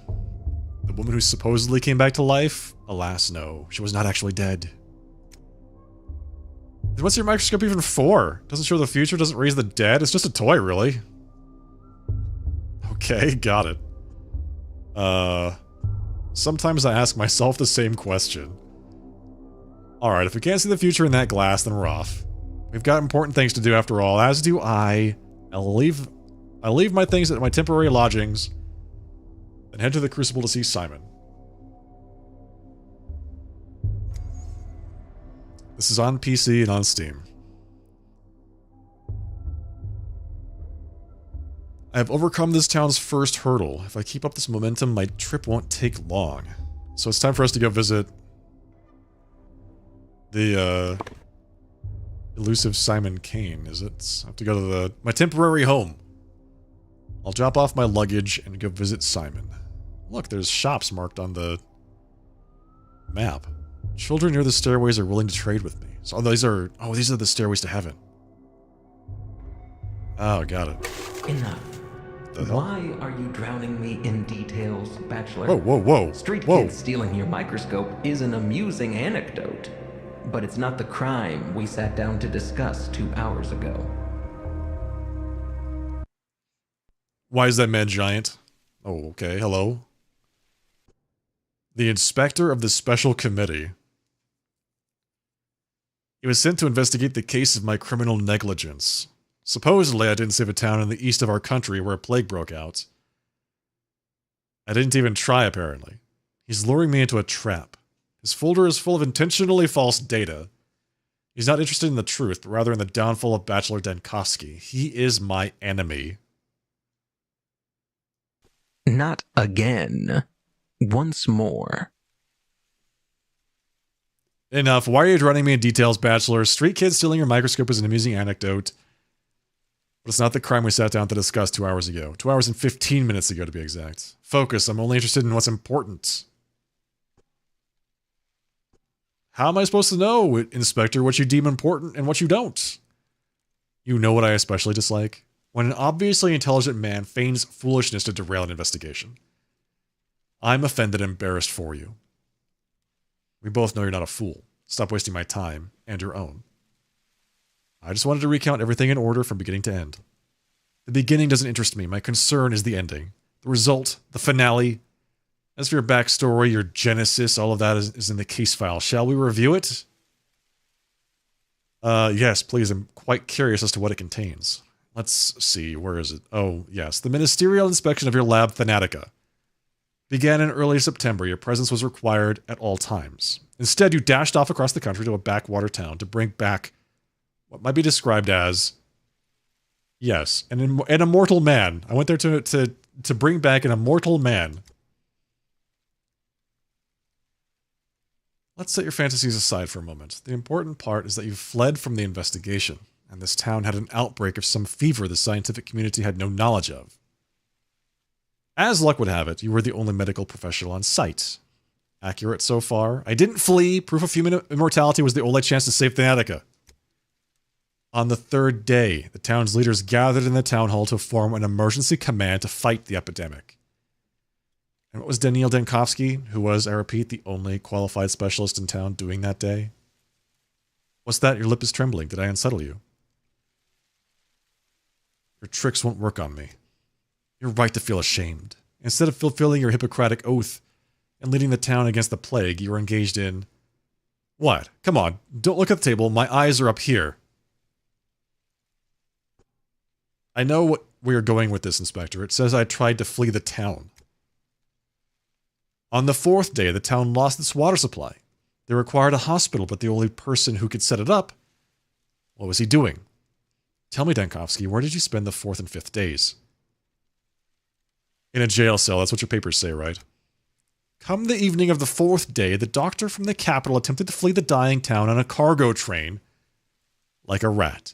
He was caught and jailed, and there he remained as the plague ravaged the town. I admit, I find even the act of reading about it repugnant. I won't lie, I considered escape. Escape, not flight. Thanatica was in the process of being destroyed back in the capital. You considered escape to avoid facing a painful truth. When I came to town, I found that Simon Kane, the immortal man on whom I had pinned all my hopes, was dead. He died under mysterious circumstances a few hours before my arrival. But when the epidemic began, you could have saved others. You're a doctor, you swore an oath. Why did you abandon the ordinary townsfolk? Simon Kane's nature, the mystery of his immortality and death, that's the most important thing that happened in this little town. And to me, but I can't just relate it to you. To understand, one must immerse themselves in the details, take in the full picture. Simon Kane's death is the primary concern, not the deaths of tens of thousands, but one fantastical old man. Oh my, Bachelor. Oh my. No, you're twisting it. You're rewriting the past. Where did I lie exactly? Point it out. I'll tell you what really happened. On the third day at the town hall. No, I know your plan. Once again, you will drown me in unnecessary details.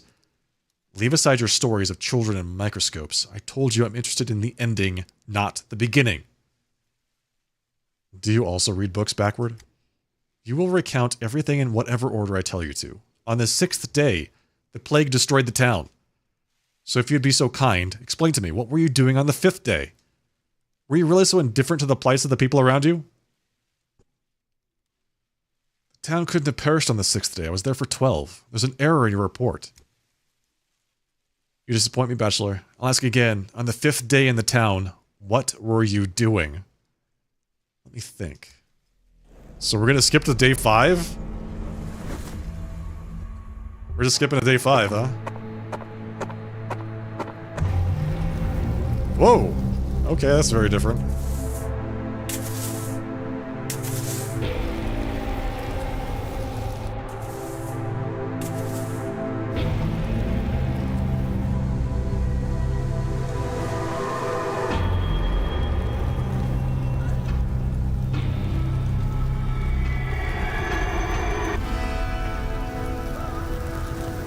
PATHOLOGIC 3, here we go.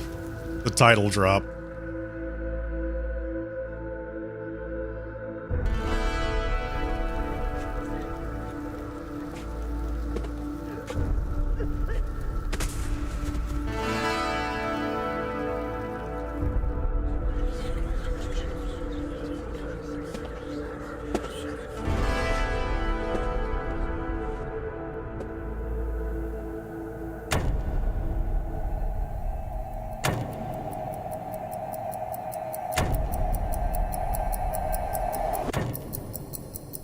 Why is he in prison?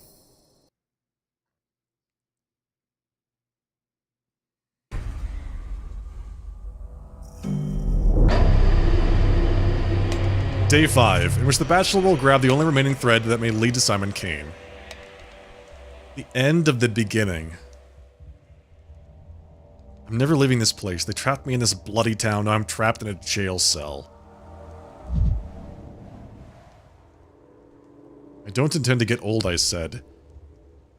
Who's gonna bring you a glass of water when you're old, Chief? Seraphima laughed. I've gotten older already. This is the second time I've ruminated on how humiliating it is. This is the second time I've slept in a jail cell. Prisons are bare and filthy because of poverty, not cruelty, is what I told myself the first time around.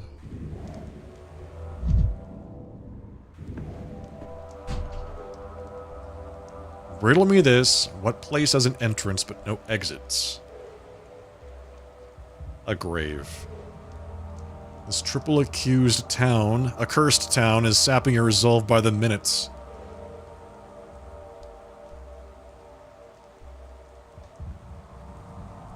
Is it the local herbs blooming, or have I finally cracked, Dankovsky? Will it be like this always?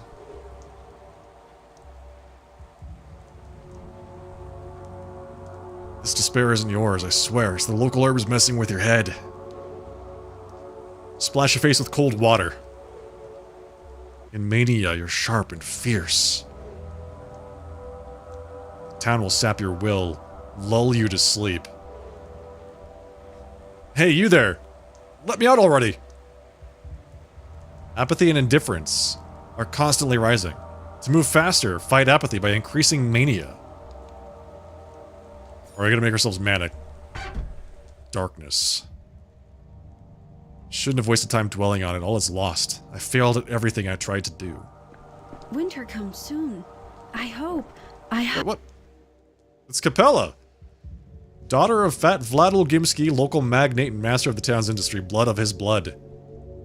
Local kids named her Capella for her ability to point out the celestial map in the night sky. I heard she holds some inexplicable power over the town, but I dismissed it. That was a mistake. As a matter of fact, there's no matter nor fact.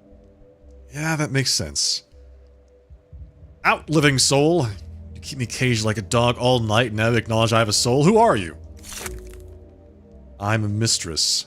Well, a future mistress, but I think you'll agree that future and past are relative concepts. Aren't you a bit short to be mistress? How old are you? 14? 16? Future mistress. But my father can order 100 men into the Gorkhan to drown, and they'll do it too, since otherwise they'd starve. So people do listen to me. How did I catch the interest of the local princess? I want to help you. How are you feeling? I don't have the plague, if that's what you mean. I can see that. You can step out of that cage. Oh, just like that? Just like that. When you go up the stairs, you'll understand why. But first, I need to know one more thing. Why did you come to our town? Wasn't my idea, I was invited. With a letter. I agreed in the hope that living proof of immortality would save Thanatica. And when I got here, an outbreak occurred. Odd a coincidence, isn't it? I don't believe in coincidences. Exactly, kid. Exactly. I was lured here on purpose. So what are you gonna do now?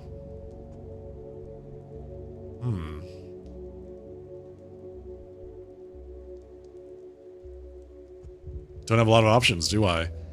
I'll look into what he left behind first thing. The phenomenon itself is gone. There are still witnesses to his longevity. Explaining it is paramount. You know, Bachelor, my father envied Simon. And Maria Cana, always. will always be my enemy, so there's no love lost between our families. And yet, I must help you. I don't want to, I must, otherwise the town will suffer. That's why I came here early and waited 4 hours until you decided to wake up. Why would it suffer? Because without Simon's mind, this town is just a plot of land with houses on it. It nearly became that after the deaths of Mother and Nina the Wild, but even Simon's own family didn't fully understand him. An unexpectedly mature answer. I know where to find the last person who saw Simon alive. His name is Stack Rubin. I've heard about him. He's a colleague of mine. One of a few around here. You haven't just heard about him, you've worked with him. Or you will. I'm not quite sure. I'm positive I've never worked with him. He's a doctor. He has a hideout in the warehouses. Look for him there. A hideout, sure. Clear sign of an honest man.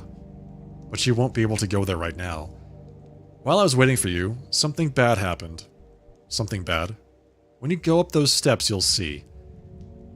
Mother said that a true mistress stands out by her timing. And here I am. Right place, but too late. Maybe I'll never become a true mistress. Well, yes, you could have helped me sooner. Capella, dossier added. People. Beyond the board. Queens. Pieces. Advanced pawns. And pawns. That's a lot of people, oh my goodness. Wow. So he like, organizes people into categories according to chess pieces. Was that the title screen or loading screen? It was the title screen. We finished the tutorial, apparently. Now we're, like, in the actual game. We're starting on day 5, which is weird, because... Okay, so the first game, or I should say Pathologic 2, was sequential. Right? You played from day 1 to day 12 or 15 or whatever. And in this game, we went from day 1 to day 5, so clearly it's not going to be told in sequential order. Successor or suspect? The man who last saw Simon Kane hides somewhere in the warehouses. The Dr. Stanislav Rubin might know something about Simon Kane's death. If only I could reach him.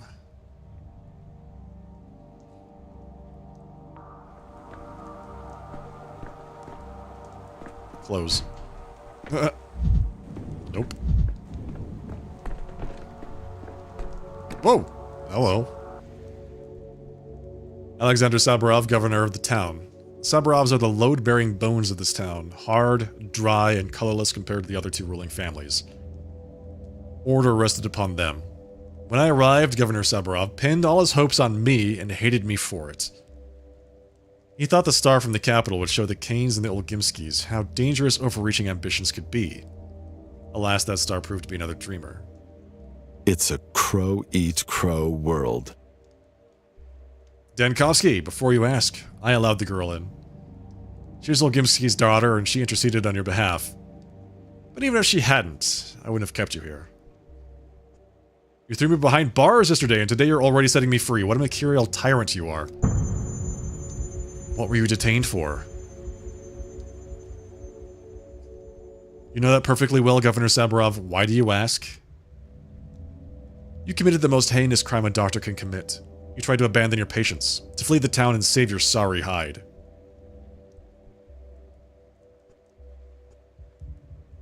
I'm not your toy, Saburov. I decide my actions, not you. The logic of predestination decides.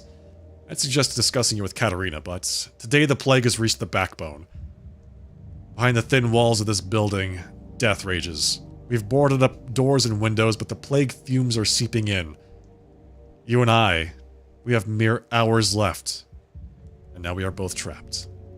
Is it not ironic? Yes, ironic indeed.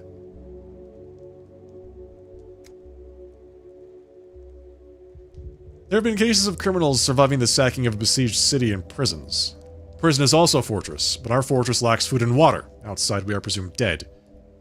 Know this, Dankovsky, I wanted to punish your cowardice, that much is true, but I did not want you dead. I'm sorry.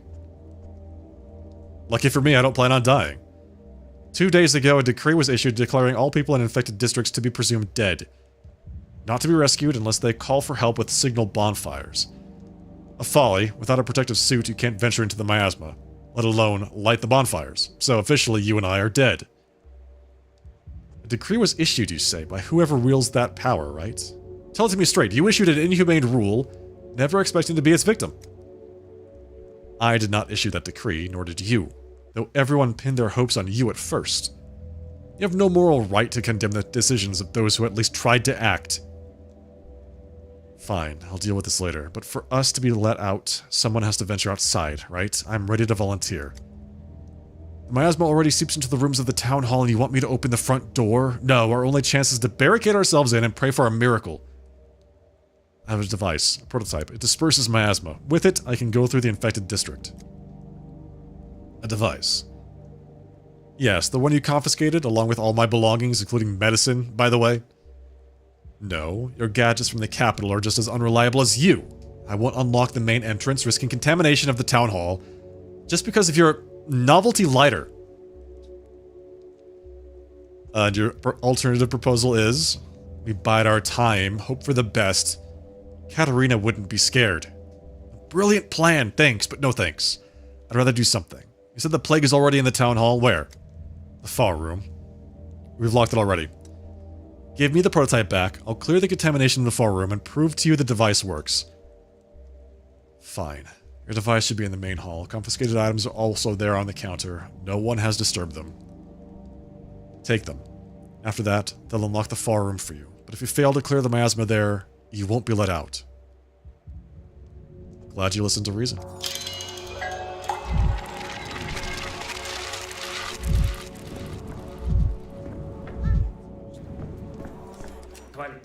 I'm begging you, tell them to open the doors. Everything's locked. We're trapped in here. You're totally out of your mind. Use your head. Do you think they locked the doors for fun? I like how it, so the reason why it says pawn, by the way, is because the names don't matter to him. He's already kind of sorted them into this, like, category of people that barely matter. So they're just faceless pawns. I love it. Do you think they locked the doors for fun? Have you seen what's out there? It's like the last days of Sodom. And Mara Shabnak walks on her clay legs. My friend stuck outside. We were together. I managed to slip inside, but he... What's going on outside? He's a goner, forget it. Your friend's gone. Whole district's doomed. There's plague fumes everywhere, no air to breathe. We're doomed too. Simple as that. So why is everyone standing around like nothing happened? Why is no one doing anything? This is what's being done. The quarantine dictates that infected districts must be sealed off. And that's how we ended up here. Whoever came up with the quarantine rules is a real idiot. They've locked themselves in the town hall with that decree. We're cut off from everything. All the doors are locked. They've walled us in and left us for dead. And who is this genius? Who is in charge of the quarantine? Someone or other. Could be anybody at this point. A chicken with his head cut off could do better. Seemed like old Gimsky Jr. was calling the shots at first. There's talk of a vaccine even. And some big shots started issuing those ridiculous decrees. Is there a doc from the capital here? Isn't he overseeing the emergency command? I heard that the doctor lost his nerve and tried to skip town. Yeah, that... Whew, man, who would do that? It seems really bad. We're a real gem? Oh yeah, Daniil Dankovsky is...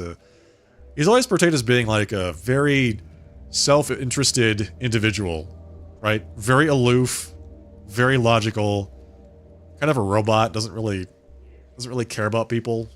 Cares about himself a whole lot, though. You said there was a vaccine? Does it look like it, judging by the view outside? It's because of that doctor. The big city rat only cared about himself. As soon as there was a whiff of plague, he hit the road. This is like a retelling of the game. Of the second game. Which is a retelling of the first game.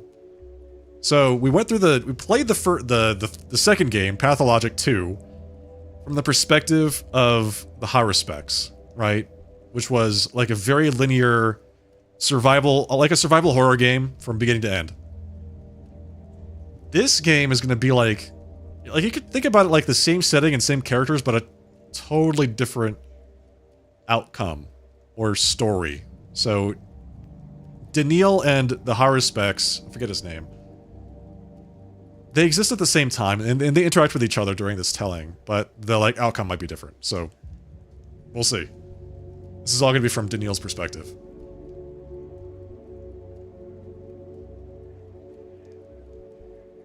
The doctor might have considered running, but he stayed and took charge. Oh, you've got quite the active imagination. If he took charge, then why are we still locked in here? Why is the backbone being engulfed in sickly air? Maybe ask your doctor how we were supposed to get out of the town hall when there's deadly air outside. I might ask him just that question. My kingdom for a horse. The town is a trap. Whoa, whoa, whoa, whoa. I can't actually, like, click on those things because they're migrating away from my cursor. I feel sorry for this town, but it's doomed. My life's work is more important than me, and more important than a tiny step settlement. My final preparations for the escape are complete. At the station, I'll have time to jump into the last car. Day 4. Alright, so that's what happened on day 4. He tried to escape. And then they locked him up. They caught him trying to escape. Bad grief. Okay, so he gets, like, broker to deal with bad grief to get on the last train. And then he was caught. And thrown in jail.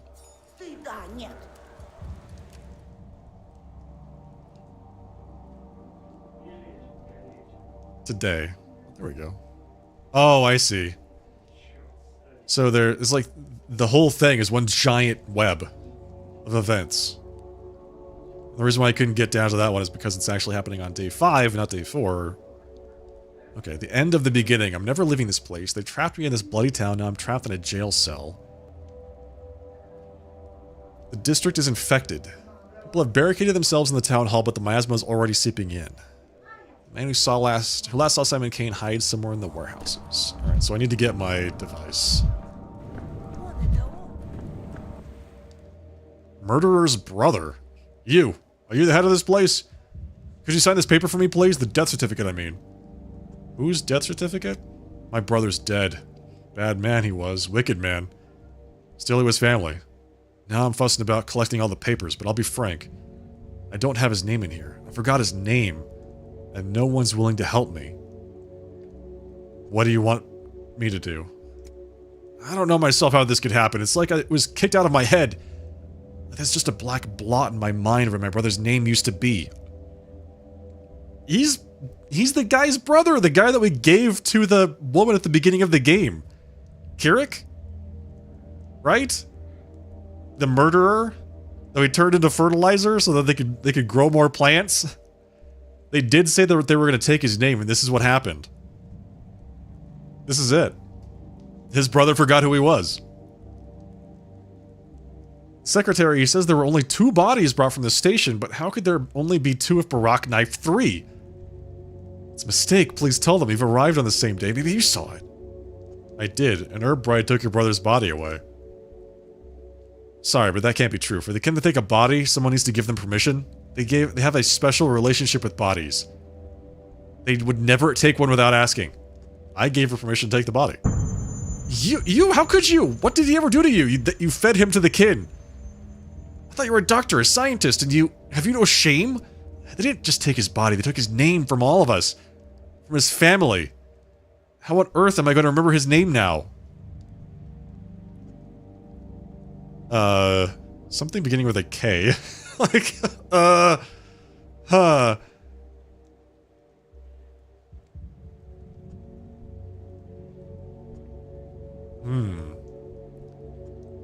don't believe you can actually take the name from a man, even a dead man. That's pure superstition. Well, so he's gone. Take all. I'm gonna loot all that stuff, hell yeah.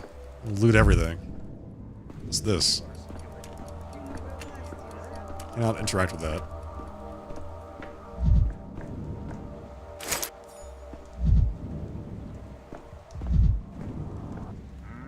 Vlad the Younger.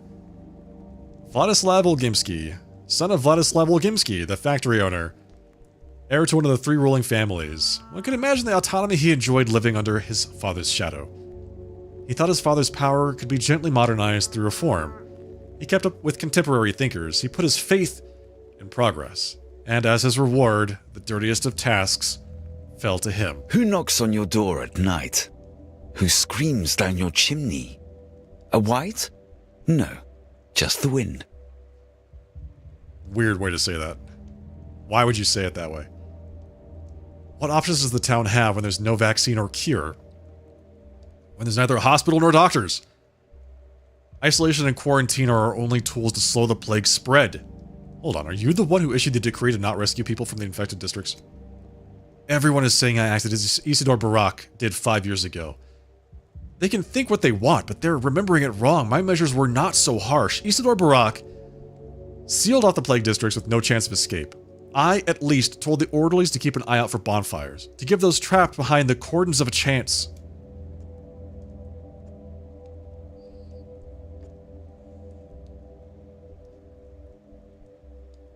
Wow. I understand the logic behind it, but the measures should be granular, not district-wide. And why bonfires? What did they guarantee? An infected man could light one just as well. It's a primeval belief, one might say. They can't tolerate fire. She's afraid of it, or in contrast, drawn to it like a moth. I found this symbolic. Please keep in mind our orderlies are simple folk. They need a convincing omen to compel them into the plague fumes. Convincing to them, not you or I. She can't tolerate fire. You mean the plague? The sarcasm is unwarranted. The plague feels alive even to me sometimes. Let alone the orderlies. If you'd spent any time with us, you would understand. And I was just beginning to respect you. Be that as it may, the third day we realized the scale of the catastrophe. The town needed saving, and I was ready to propose concrete measures. And here we are. I will soon pay with my life for my actions. Don't say that. We'll get out of here. All of us. And I already know how. I will soon pay with my life for my actions, as you will you for your inaction. I am not a proud man, Dankovsky. 2 days ago, I waited for you at the Emergency Epidemic Committee meeting. If you wish to take matters into your own hands, I would not have stood in your way, but you simply didn't show up. Yeah, why did Dankovsky not appear? What was he doing? It's not like he has other things to take care of. Simon Kane's dead. Was he, like, investigating Simon Kane's murder or something?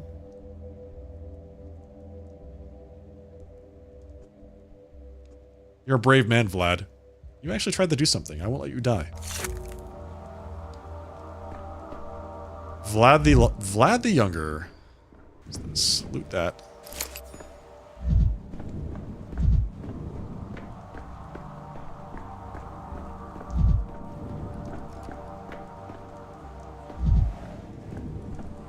Where did they say they put my prototype? I forgot. Okay. Foolish, short-sighted decrees.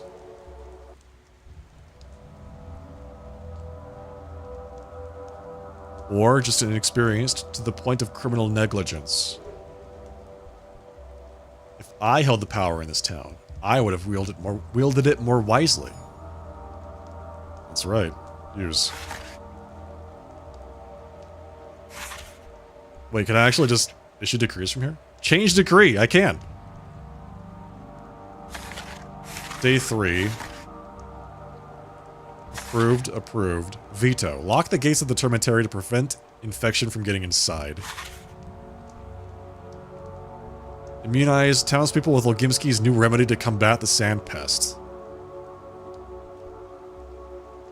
So we have resources. Rations, equipment, fuel, medicaments, patrolmen, and orderlies.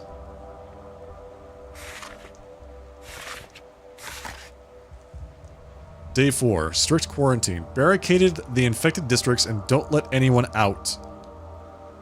Except for the districts where the survivors light fires. Organize mass graves in the area near Rotten Field. Filter all water supplies in the town. Organize educational readings to inform people about proper behavior during the plague. Distribute Twiarine from the Stamatin's pub stocks to the population. Place step amulets in the town to calm the population.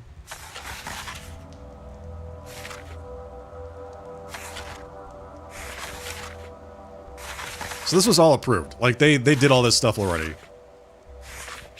This is on day 5. Focus of infection eliminated? What does that mean? Like, critical events? You see that over there? Critical event, day 5, day 6, town died. Yeah. Okay, sounds good. So this is like the things that they've already done. That's interesting. Take it from the counter, right? I got the prototype. We have 20 charges. Whoa.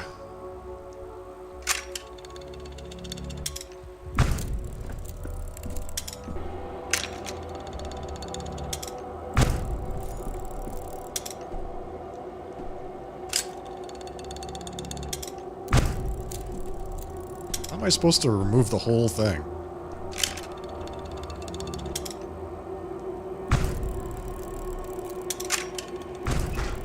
Whoops.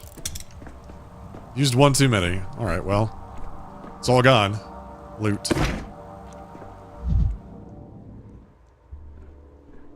I removed the whole plague, so you're welcome. So this is like a little map of the town.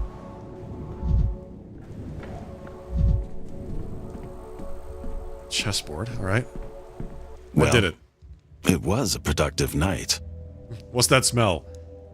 Bile. The prototype uses other reagents as well, but they hardly smell of anything. The smell of science.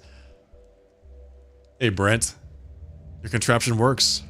Let's assume as much. Is it enough to traverse the infected district? If it's not enough, I won't be knocking on your door to be let back in. You have my word I won't endanger you. Fine. Let's assume that too. Listen up. You need to make it to the southern exit of the district. It's guarded by orderlies. The other exits are either sealed off or being guarded by vigilantes, best avoided. By vigilantes, do you mean a mob armed with sharp sticks driven by mad fear? Got it. But first, you need to light several bonfires, more than one. That's important. Again with the bonfires, I'll just tell the orderlies that there are living people trapped in the district. I'll be standing in front of them as living proof. I've said it already. This is how it's been since the first outbreak 5 years ago. If there are fires burning in an area, that means there's still survivors, still able-bodied and healthy. Only those are worth saving. We were ordered not to bother with small pockets of doomed people. What, you're suggesting I light all these bonfires by myself to deceive your own system? It's not my system. We should have decree in haste and panic. If I survive, I will overturn it. If we survive, I'll be the one issuing decrees. Alright, we gotta get out of here.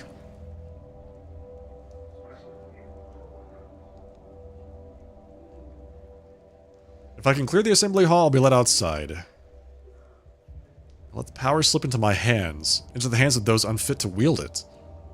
The consequences are plain. So we made a bunch of mistakes on days 1 through 4 that culminated in day 5. We're trapped in the town hall. We are here. We gotta go there. We gotta turn on bonfires. Right? So it's like, the exit's not that far away. It's just a couple blocks. But the bonfires, I think, are the big thing. How do we do that? Let's find out. District is infected and sealed off. I can only leave if I light several bonfires. Apparently it just saves the game for me. Ah. Nice. Small items like matches or vials are better kept in pockets rather than my carpet bag. Best to store consumables here. From each pocket, I can quickly use items. Okay. Bottle. Oh, I can't add that to a quick slot. When he was talking about bottles, he was talking about something else. Like, maybe the drugs he carries around with him.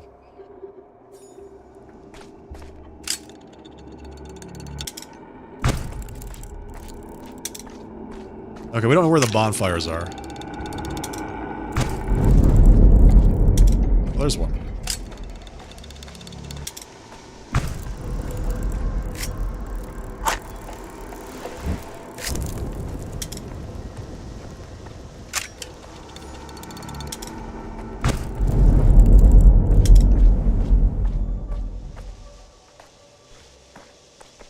So I can't loot those things. In the previous game, you had to loot a ton of them. I can't see where the bonfires are, and that bugs me. So that's where... That's the exit. It's right in front of us.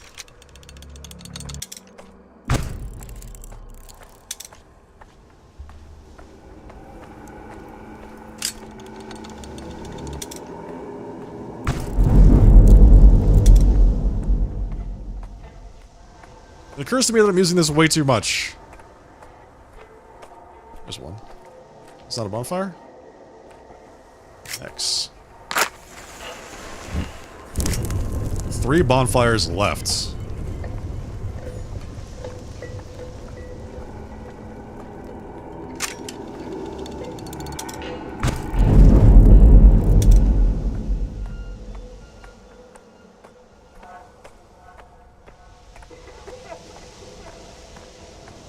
Hey, boys.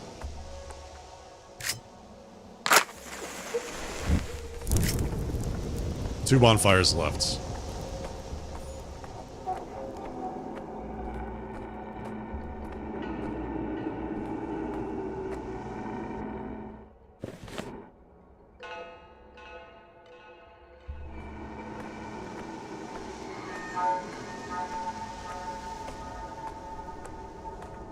Loot. Thank you.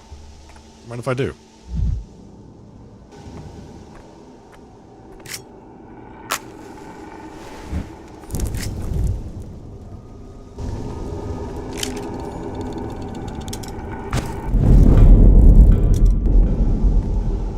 Can I drink water? Press. I press it to get more depressed, I see. Kick this to get more angry. Boiling, crackling, screeching. Now they must let me out of the district. They must.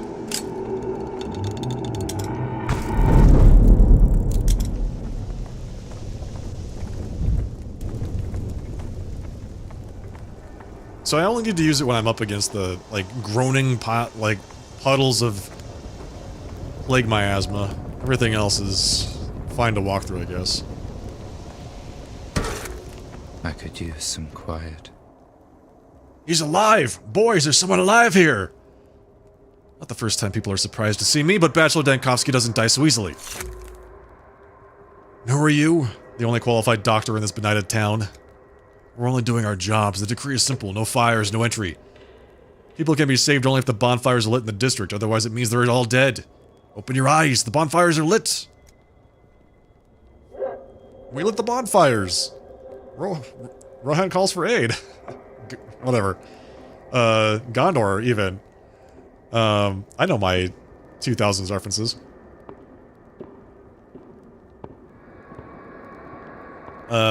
Wait, really? Let me count them again. 1 fire, 2 fire, 3 fire.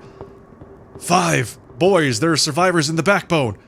Well then, clear the exits to the district, escort people from fire to fire. Do not deviate from the route. So you're just scared of being in the infected quarter without the fires burning. I see, Old Gimsky Jr. is craftier than I thought. It's right terrifying to go in there, but it can't be helped. Orders are orders. And you, survivor, why are you still standing there? Get on out to the clean district since you managed to walk all the way here. And good luck to you in there. Tell the governor that I won our bet. The people in the town hall have a chance, ergo so does the town. High mania speeds up the world and is detrimental to health. At excess of doses, guiding clues begin to appear before my eyes. Wait, does that mean that at like super high mania I start to see the future? Town is merely a sequence of districts, and I am the one to choose that sequence. I can choose a careful route, step by step, avoid dangerous districts, or walk directly to my target. No need to rush. If I change my mind, I can always R1 undo my last move, or triangle start over.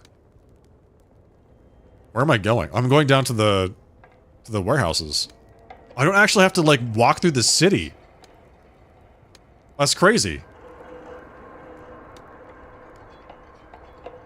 Okay, so how do I get to... This one is safe, right? This district is safe? Yeah, okay. Travel time 4 minutes. Right, well I want to go there. Warehouses. Start travel.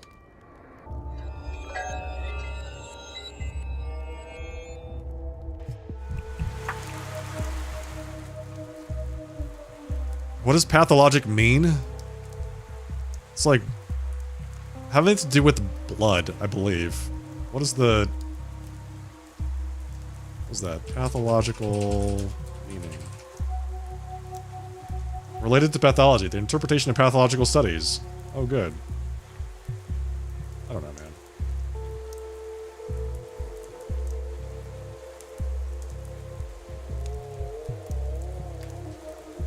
Pathology. The science of the causes and effects of diseases. Well, there you go. It's a very fitting name for the game.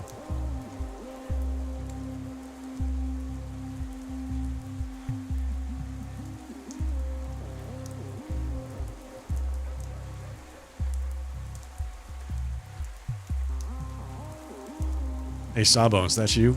You're the big city Sawbones, the doc, I should say. Yes.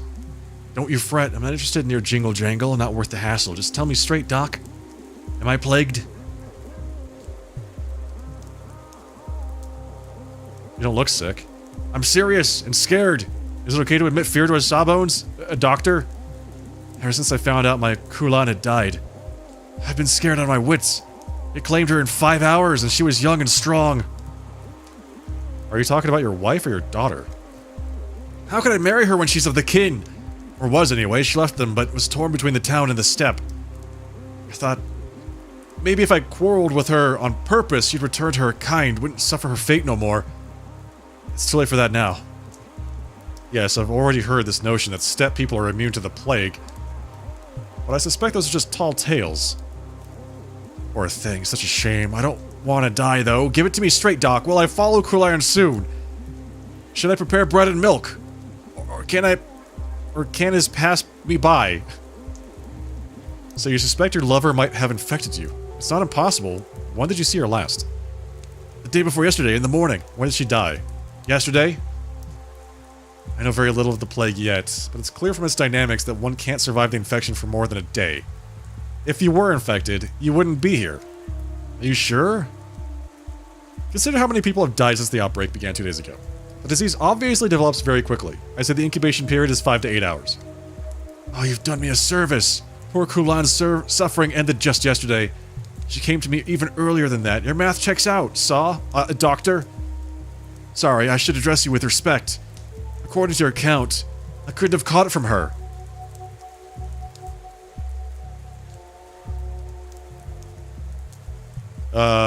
Maybe not from Kulan, but from someone else. Someone you could have met even half an hour ago, easily. Don't celebrate just yet. If it takes 5 hours to burn someone out like a candle, it's clear as day. I've been racking my brain. She was healthy when she came to me, only her legs were wobbly after a night of dancing. And suddenly, bam, dead of the plague, like that. Shows you how death sneaks up on you. Wicked, like a cut person in an alley. Any death is wicked. That mortality is embedded into human nature itself. Is even more wicked. Such loud words of yours, they ring here in this backwater. It's like an alarm bell or artillery. They don't fit the scenery, like you. Can I help you with something, Doc? You're looking lost as a newborn babe. Lost, am I? Maybe you can help. I'm looking for a doctor named Reuben. If I knew where he was, I'd have gone to him with my plague question. He saw the last outbreak and was Breck's, Isidore's apprentice.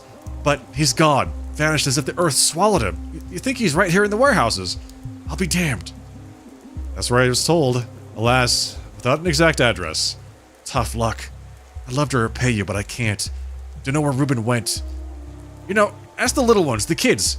If you run into some, they've scoured every corner of this place. They don't miss a thing. If Reuben is here, they've seen him. Thank you, and take care of yourself. You dodged infection once. Next time, maybe you won't be so lucky. I am manic as hell. Holy Moses. So fast. So speedy. I need to find some boring stuff. I could also just take some drugs. Let's take some drugs. Use. I can't take it anymore. Use this. Nervous tension makes me quicker. What's that? Break. Optics, vision. Their answer is in mirrors. Hey, cow. Oh my goodness, that's a lot of cows. Halt! Who goes there? Turn your head up. Look at us. What's the password? Heckety feckety sat on a pipe. Heckety feckety smelled a bit ripe. All the king's crickets and all the king's geese. Couldn't rid Heckety of the smell of damp cheese.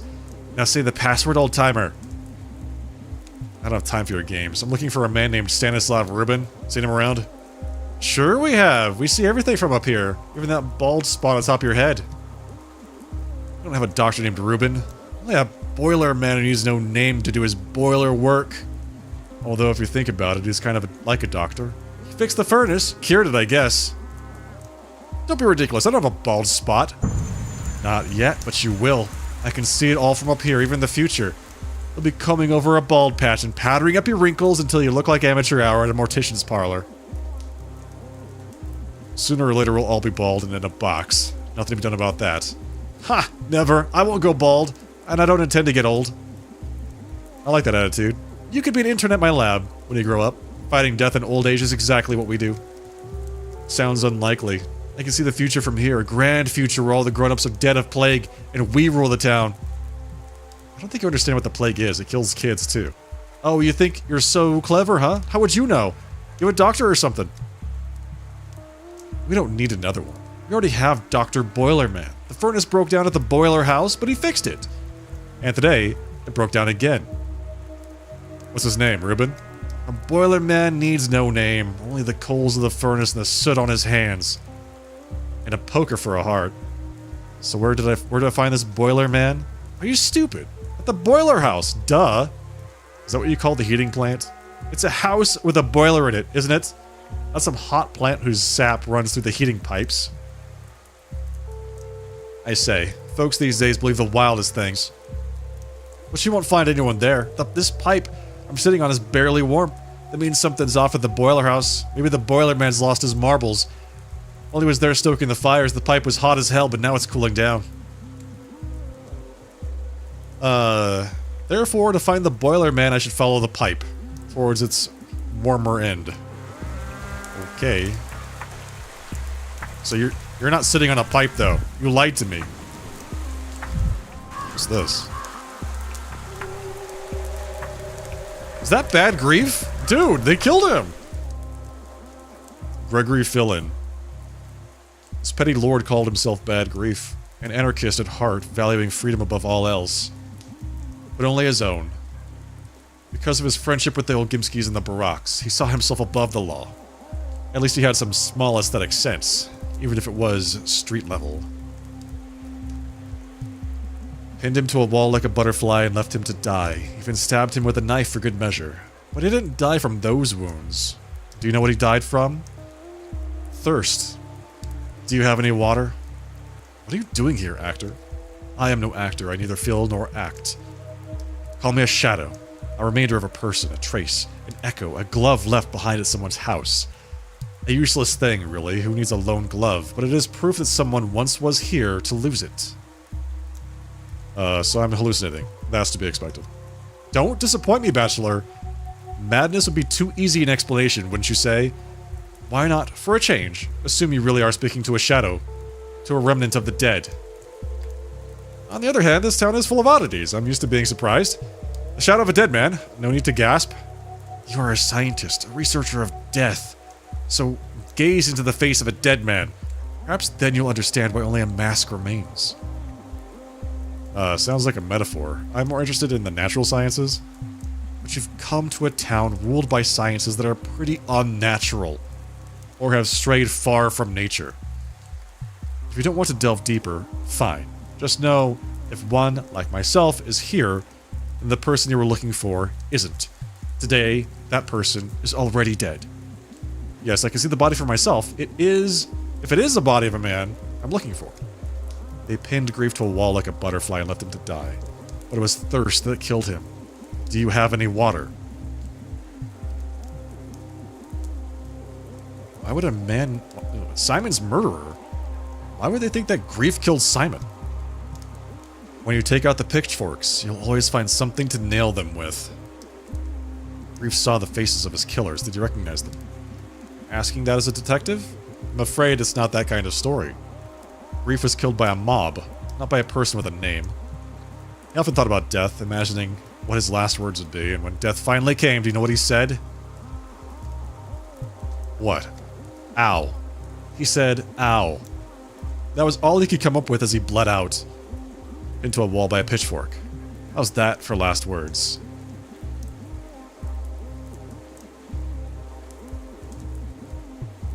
Well, I had a patient drop his quill, lean to grab it, cough, and die. His last words, blast it. Another said, wish I had a champagne, turned toward the wall, and was gone. He said, ow, and thought to himself, what a disgrace. That's life for you. You muse on death, prepare for it when the time comes. I can spread rumors about his incredible wit at death's door myself, but to do that, I need to know when he died. Good question. Precisely formulated. Look around. Maybe something will give you a clue. I was hoping you'd give me a clue, Shadow. What else are you here for?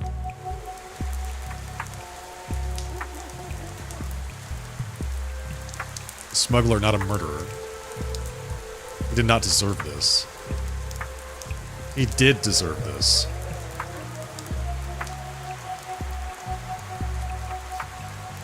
Piles of infected bodies.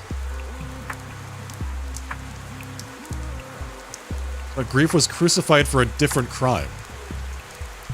Simon's murderer. You couldn't have killed Simon.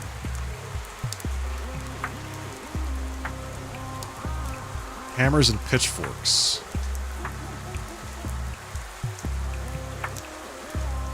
Killed yesterday. Bad Grief was cruelly murdered yesterday. So on day 4, Bad Grief is killed. My curse. My enemy. If only I didn't try to flee yesterday. I wouldn't have ended up in an infected jail today. I hate you yesterday. Okay, so now we know. Stuff happened yesterday. I'm just hiding in the old boiler room. I need to find it. The closer the secret, the hotter the pipes. So, which pipe are they talking about? Hey, mister, what's that doodad on your chest? It's no doodad, it's a brooch. Looks more like a do-mom to me. Kid humor. It's the worst pun I've heard in my life. Says who? Some guy wearing a lady's pin. It's a brooch. A man's brooch. Oh, did we broach a sensitive topic? Aren't you bored yet? Bored, chalkboard, cardboard, let me think. No, not bored. Just a little pigleted. What? You don't think it's funny? Buzz off then. Enough. I'm looking for the boiler man. Your friends over on the pipe told me he was in the heat plant. I mean, in the boiler house. Then you're walking the wrong way, dummy. The pipe. Follow the pipe the other way to get to the boiler house around here. The pipes are ice cold. You could at least put up some signage. Hello? Help me out here.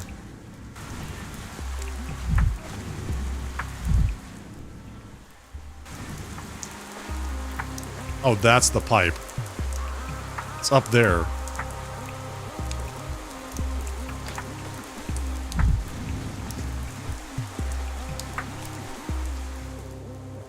Who are you, the new boiler man? No, I'm a doctor. What do you need a boiler man for? The last boiler man disappeared somewhere. We haven't seen him in 2 days. See the black smoke from that chimney? It was normal yesterday. Something bad might have happened. What is normal smoke? Well, you know, normal. Ain't you ever seen smoke? Black smoke means the furnace is sick again. I'll go check.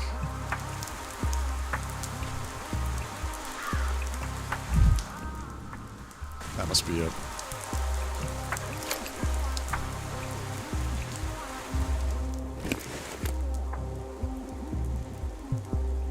Can I not stack these? Wait, can I not stack these matches? I can stack these matches, right?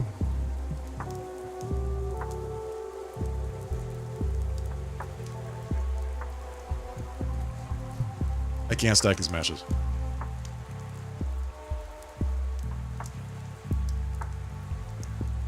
I can't stack the matches. What? It's crazy. They stack this. They stack to like 10, but I can't stack them. I've got a stack of 2 and a stack of 5. Is this water? What's this? Tiny pockets. I had a pocket full of matches.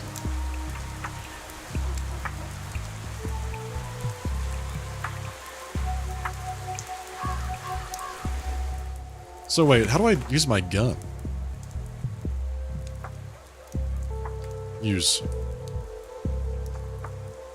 I can't use the gun. It has 1 bullet left in it. Always keeps 1 bullet in his gun. What is this? So who is here? Ruben's dead? Okay, well, I guess we're not going to talk to him. Ruben, Stanislav Ruben, pathologist, one of the few doctors in this town. A straightforward and decisive man. He did something that provoked the anger of everyone. The Canes and the kin. His friends and his enemies. One of those people who you knew immediately upon meeting them that they won't die of old age. There's medicine he left in the cabinets. Drugs saved for a rainy day, carefully rationed. The kid said Ruben worked here as a stoker. How did that happen? He needed a hideout. Grief and old friends suggested this place in the end. He even enjoyed stoking the furnace. Physical work soothes, leaves no room for thought. Only soot clings so deeply. Ruben was scrubbing it off himself when they came for him. Who were they? He never saw their faces, but he knew what they wanted. His silence. Ruben came closest to understanding who Simon truly was. After all, who was the one who pronounced him dead? He was. He was afraid that revelation would not be forgiven. What revelation? What did Ruben discover? This is critical. Ruben witnessed a miracle, and he paid for it with his life. Was he murdered? By whom?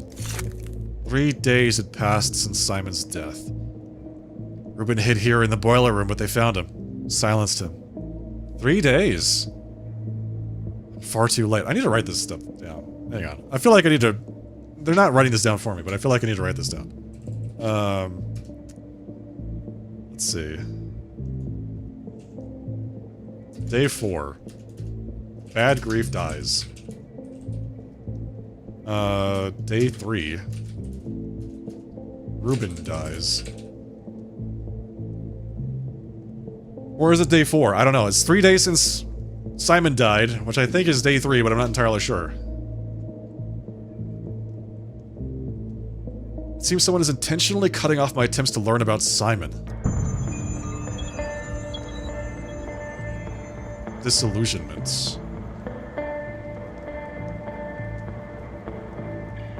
The local doctor. Shadows. Okay, what happened here? Simon's closest friend and ally was the local healer Isidore Barak. Perhaps he knows something of his fate. Now that all threats to Simon have frayed, I must claw at any chance I find. Simon's trail has run cold. Perhaps his family knows something. Okay. The People's Vengeance. It seems Grief was killed yesterday, nailed alive. The attackers vanished. I can do nothing. When the epidemic's onset, people seem to have gone mad. The scene at the warehouse is excessively cruel even by local standards. Recalling this brutal execution, I seem to see beside me the embodiment of Grief's posthumous fears, which is, of course, impossible. Stanislav Ruben, my last lead, was killed. The trail of the immortal man is lost. So, my take is that we're learning things on previous, like, what... So we're learning what the future outcomes are of our past actions. And we're going to be given the chance to go back and fix them.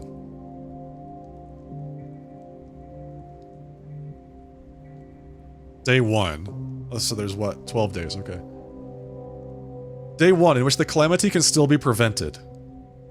Really? In which the Bachelor disturbs the Earth twice. In which the bell tolls. Day 4, which ends more abruptly than the rest. Day 5, in which the Bachelor will grab the only remaining thread that may lead to Simon Kane. Day 6, which is not the end yet. Wow, okay, this is very mysterious. Things are just happening, and it's pretty crazy. Shadows have Fallen. Dead end. But it's not, we're not out of leads yet.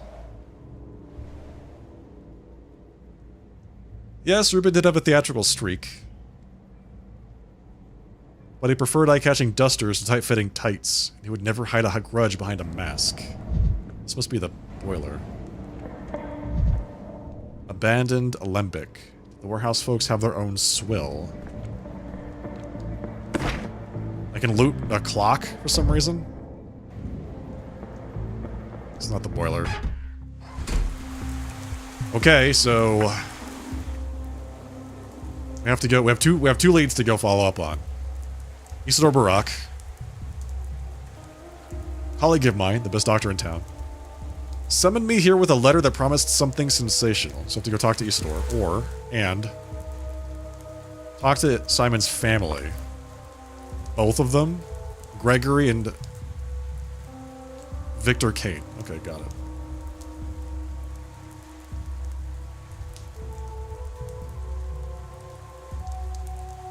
Gregory and Victor Kane. So we have to get out of here.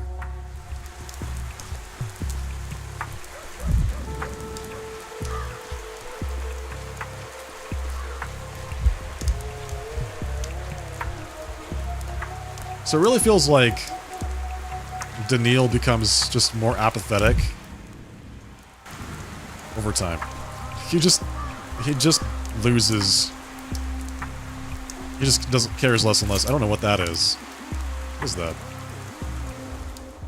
Things. What is this? I don't know. I can't even look at what the... There we go, description. Butterfly in a box.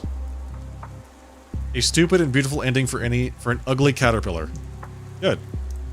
Nutshell, matches. So now I've got a stack of one match.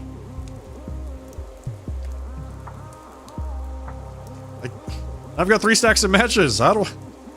No! Stop it.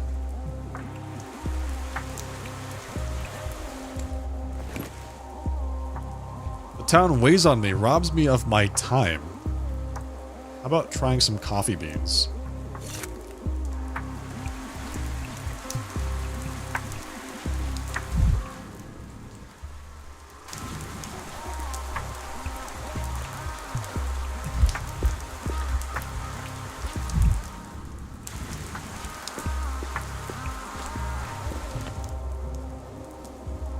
Okay, so we need to go to Isidore Barak. Peaceful districts are easy to pass through, but I'll have to pass through dangerous ones carefully, on my own feet. Such districts are marked with color. I can't get to Kane's family without going through this district. I can't get to Isidore Barak without going through this district. Luckily, it looks like the path to Isidore Barak is quite clear. Like, we just go straight down a road.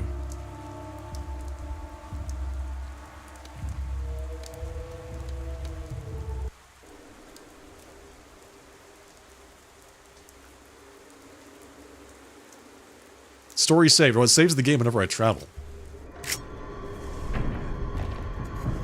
What is that? What is that?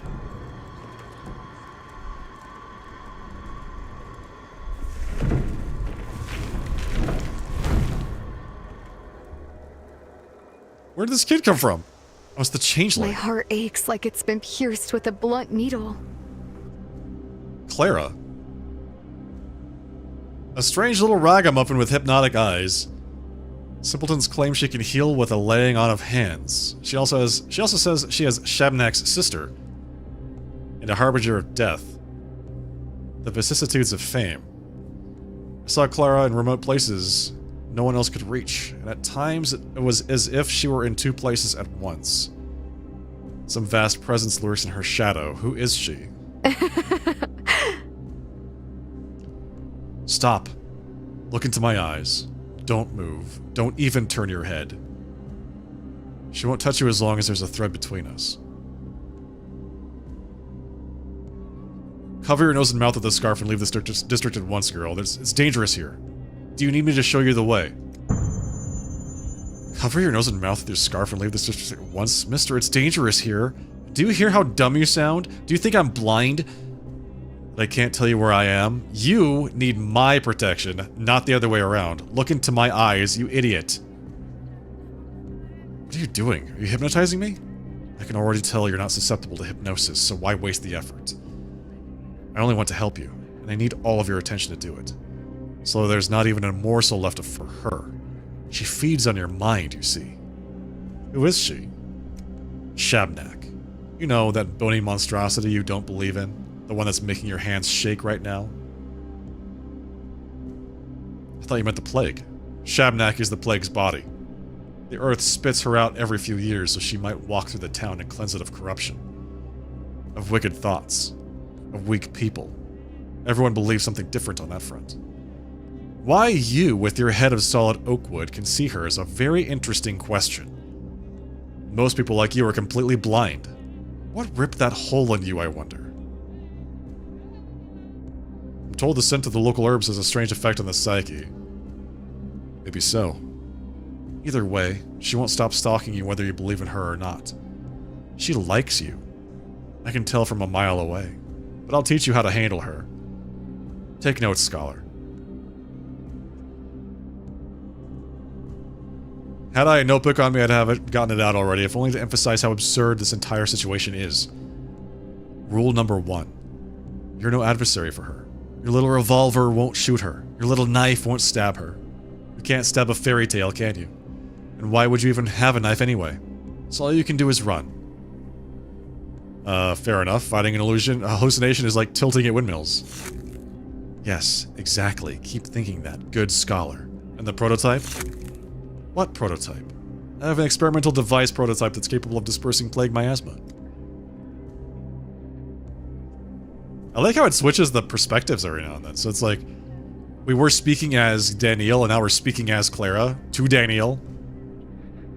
There's no way your little device can kill a Shabnak. Neither bone nor metal can strike her down, everyone knows that.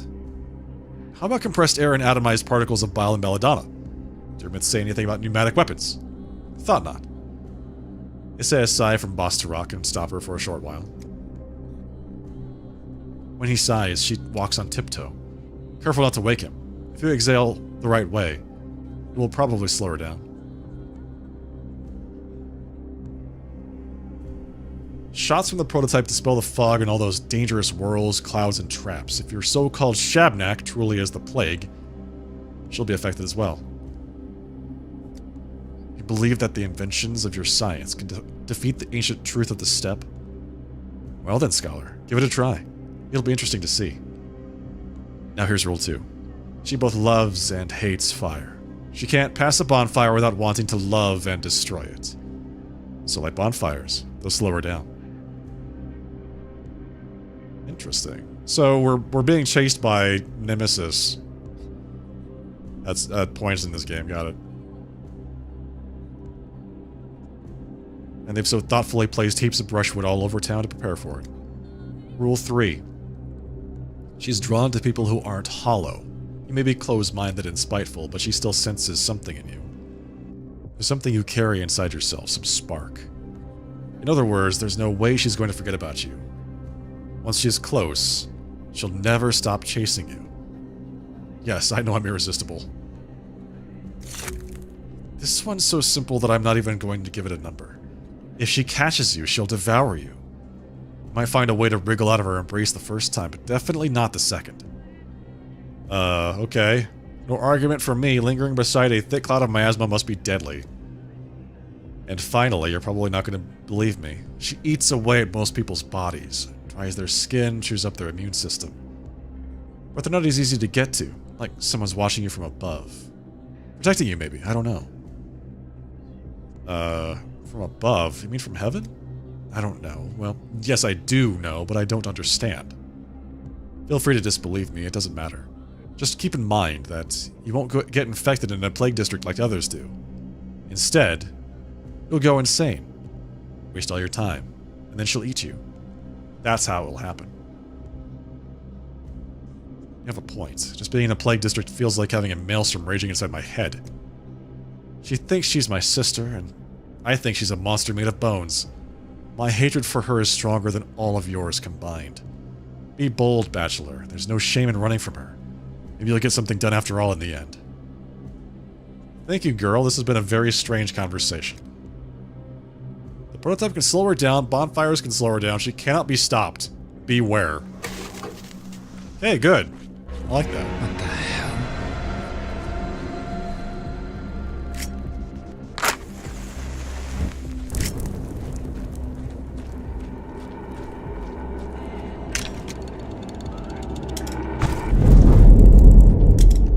Cannot be stopped.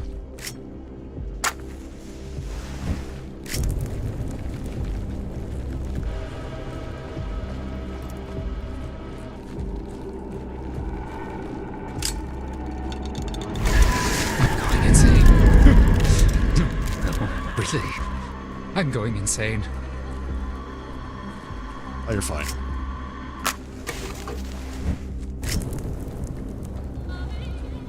This is Isidore Barak's house. You made it. There are people here, apparently. Burn in the fire! Why did I light that? Why are there people here? This is so weird. Maria Cana, daughter of Victor and Nina, eldest daughter of the Canes, Simon's niece. Her mother was a mistress, a woman said to wield mystical powers. Maria believed she was meant to walk the same path. She was followed everywhere by her signs, young people who claimed to have aligned their fates with the constellations and mastered destiny itself. Her every gesture burned with untamed fire. Why is this all in past tense? If only I could live a year longer. A whole, endless year. I can't hear you. Speak my language. Don't pretend you don't know it. I haven't said anything yet. Who dares open his mouth while the mistress is working? Daniil Denkovsky, Bachelor of Medicine, at your service. And Daniil. No need to mock me. I haven't somehow forgotten you after 5 days. One does not forget the likes of you. I was just focused on the dialogue. The unexpectedness of your voice caught me off guard. That's all. I wanted to talk to Isidore Barak. As far as I can see, he's not at home. Give me your hand, and Daniil. Do it. Look me in the eye. No, you're not mocking me. I really don't know. You really don't know. What don't I know? Isidore is dead. It's my fault. Should have been more proactive. Instead of sitting at the Stillwater planning my escape, I should have been investigating since the very first day. Yes, you've hardly ever left the Stillwater for 5 days. This happens sometimes. Guests are captivated, either by the house itself or by Eva. But you're here now, in the house where I can feel a trace of Uncle Simon's hands. It's very close, still warm, I can feel it. But the door is locked and broken, and the house will give me nothing freely. Tell me more, whatever you can. I don't know. Uncle was a very close friend of Isidore Barak. Or a rival. True friendship is indistinguishable from rivalry. And I can feel his life still smoldering in the house. In some object, or living memory. Perhaps he's even there himself.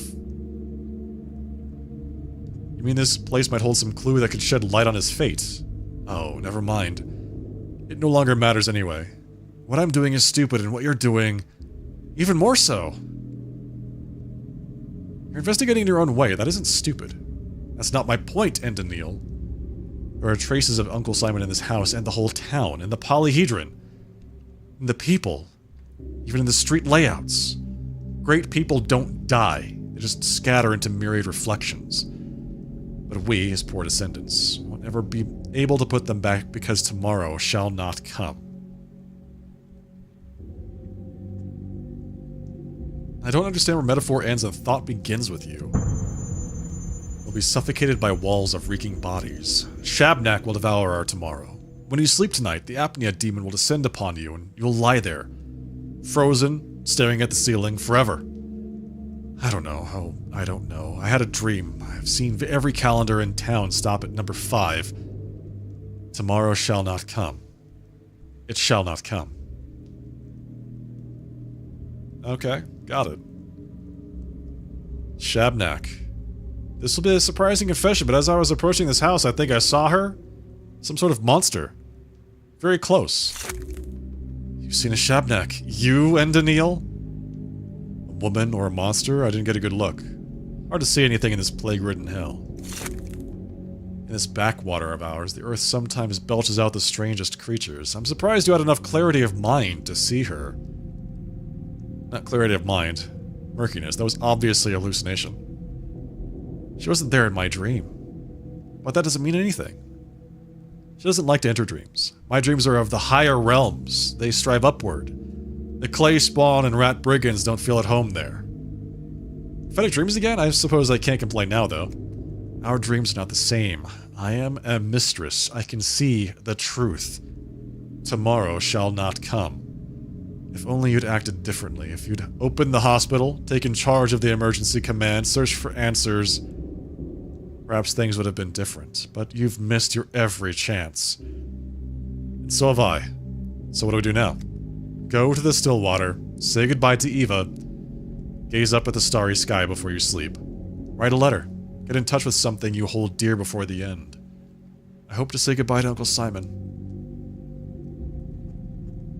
Forgive me, Maria, it's true that I haven't done everything I could have. Although you know, and Daniil, this was in my dream too. I stood in this house right here. Uncle Simon breathed behind the closed door, and I told you that tomorrow would not come. It was important to tell you that for some reason. Makes no difference what you dreamed of. You're right about the main thing. This town is doomed. Farewell, Maria. Okay, so that went well. It's like air itself is hotter in her vicinity. Maria, Simon's niece. The house has refused to talk to her, the bastard. Okay. Whoa. Okay, so we resolved this. What's this? My poor mind is stretched to breaking. I look at the architectures in the district and I see demons. A beatific girl in a fishing net cape taught me how to deal with hallucinations. That does not make me feel better. Town is driving me insane. These already dangerous infected districts have declared war on me. So for whatever reason, Daniil does not get sick. He is protected from the plague. But the Shabnak wants to just kill him with its own bare hands, apparently. Much more direct cause. Interesting. I don't know exactly which one I prefer. Having to deal with the infection from the second game, or being chased by a giant demon with 4 legs in the third game.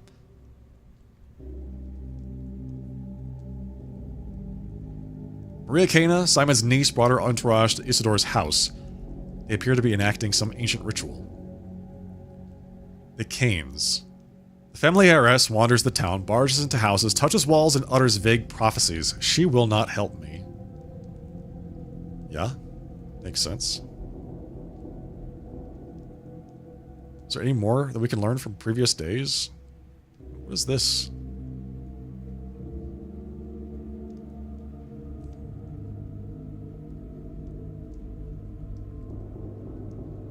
So we still haven't finished day 1. We're on day 5, by the way. I too used to stand in strange houses sipping wine. Maria calls them signs on the town's firmaments. Ah, yes. He's gonna stand in weird houses sipping wine. Sticky, orphan, and sneak. One of the children Isidore Barak surrounded himself with in his final days. Perhaps that's why Sticky couldn't let go of his legacy, or his heir. He got his nickname from his straw-like hair and a habit of showing up at the first sign of adventure. There are dozens of such restless teenagers in town. I don't think this one is special. What's that you're carrying around? It's a brooch. A man's brooch. You son of a barnacle. Lost the pin again. Maybe move it to the left? Hey, sign, what you doing here? Go take a breather. I told you I'd call you a lot when I'm done. What did you call me? A sign? Must have taken me for someone else. Huh? You're no sign, are you? Or a very new one, at least. Did Maria put a spell on you already? Do you know what to follow her? Do you want to follow her everywhere, doing whatever she tells you? If you do, then you're a sign. Of course I don't.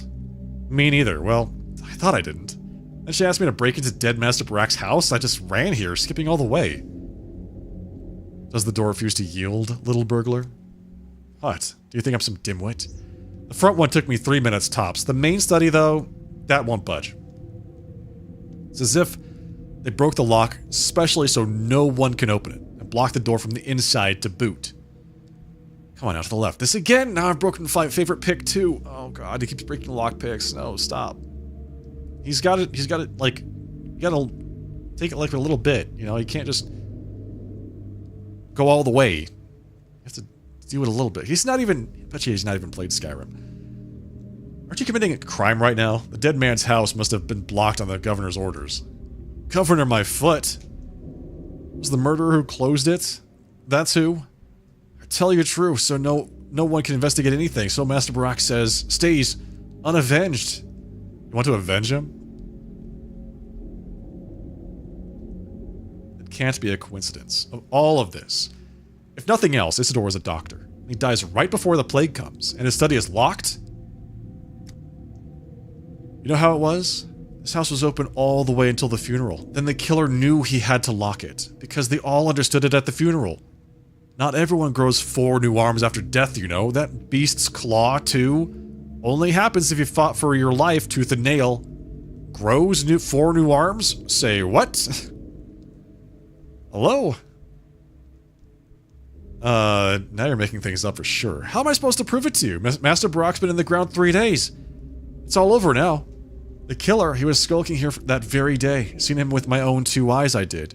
Because I wasn't at the funeral like everyone else. Still couldn't track down where he ran off to. Ugh. You've seen the murderer. Who was it? Did you recognize him? I'm not telling you.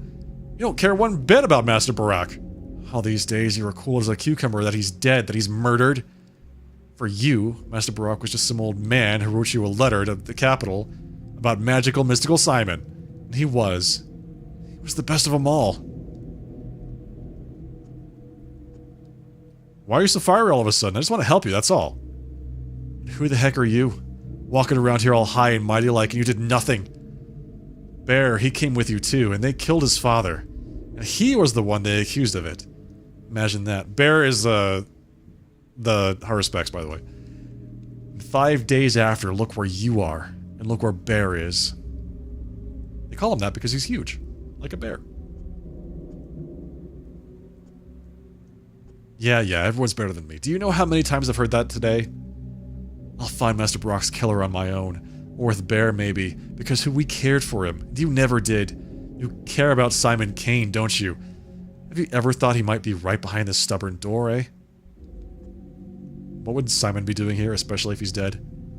Master Barak, they buried him at least. Simon, they didn't. Someone stole him. You didn't know that, huh? No one did. The Kanes thought they'd be able to keep it a secret. Not from me, though. Simon's body is right here. I'll find it. Then, not you. If I can finally defeat this door, that is. Simon's body has disappeared, so I'm not the only one taking interest in his death. You taking a break, Sticky?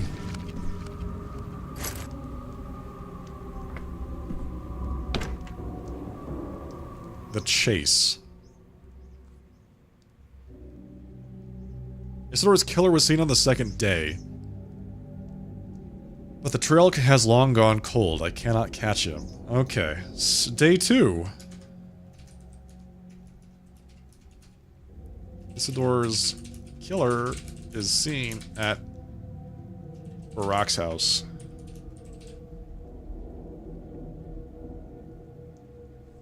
Isidore is dead, killed on the very day I arrived, the same day Simon died. The town's darkest hour. My darkest hour. Isidore's study was closed on the second day, the lock jammed. I cannot investigate it. Isidore's body was buried on the second day. I can't examine it. Okay, so I have to, like, make a list of things I want to do every, like, day by day. Day 2. Stop the killer. Day 2. Examine the body. Enter. Investigate the study.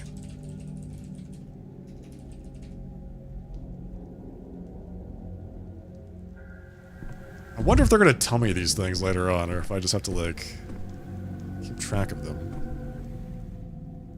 Malicious serendipity. Alas, that day I found no time to visit my colleague, or did I come too late and run into a locked door? This is, oh, so we got, like, info for day 2. Okay, got it. On the day 2, someone barricaded Isidore's study. If only I'd come there in the morning.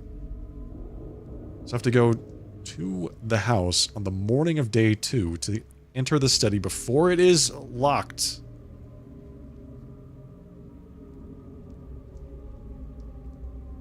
Even if I believe these tales, why do I need Isidore's killer? Let the authorities deal with him. I needed Isidore alive. Young Sticky allegedly saw Isidore's killer returning to his victim's house. If only I could track him. And then today, the late Isidore Barak is being buried.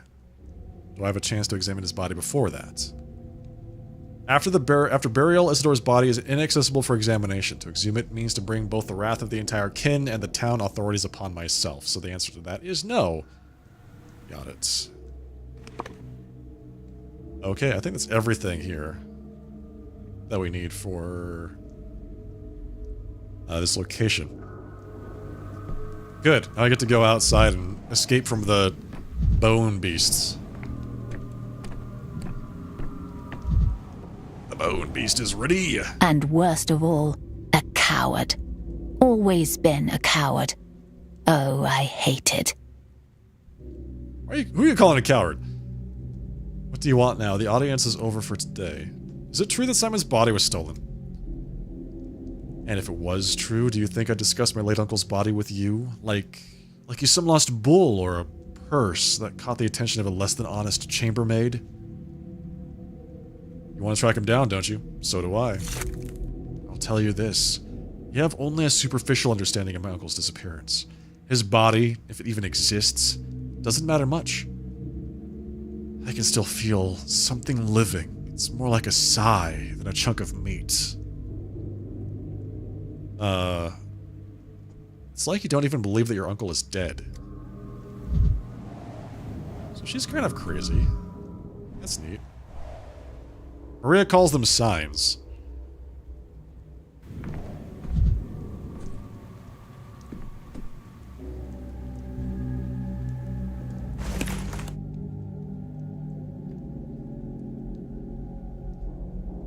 That's not what I wanted to do, but that's fine. Boom. Eat it. Think, damn it.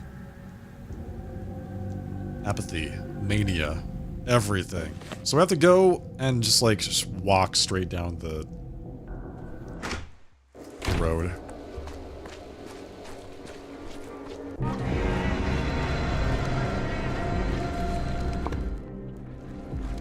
Oh. Apparently I could just leave if I do that. I can't.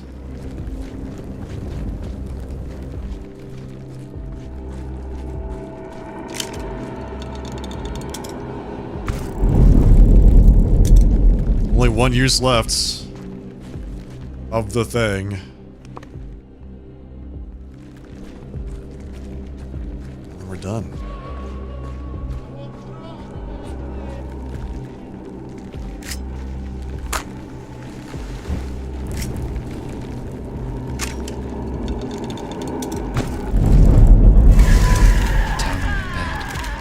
But you, Dankovsky, how could you? How could you, Dankovsky? Here, kick this barrel. Or just stay next to it and get burned or something. Ow. Ow. Ow. Okay. We're out. We have to go here, and then... here. We might actually... Oh, wait. Nope. Stop. Remove the points. Clear all points. We need to go... here. I'm gonna trade some stuff with these kids.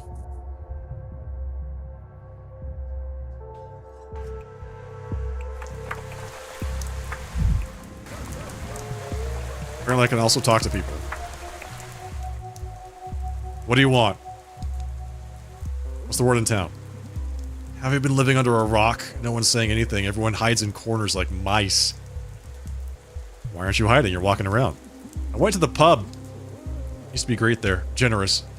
Stammerton was a decent guy. Would pour on credit, but now he's dead. The place is shut down. Pub seems to have been the main cultural hub around here. Everyone's orphaned a bit without it. It used to be, yeah. But now without Stammerton, there's no more drinks in the house. It's all for money. Who needs that kind of culture? Charging for drinks was so 3 days ago. Do you happen to know if there will be a funeral? This is a plague in the town. Funerals are held every day. They say Grief was killed. Terrible. He was the last decent person in this damned place. I've heard many things about Grief, but decent person is not what I'd expect. He provided food to families in our area, handed out bread for the children, and I was gone. Without him, we'll surely starve. Oh, I see. I didn't realize he was such a good guy.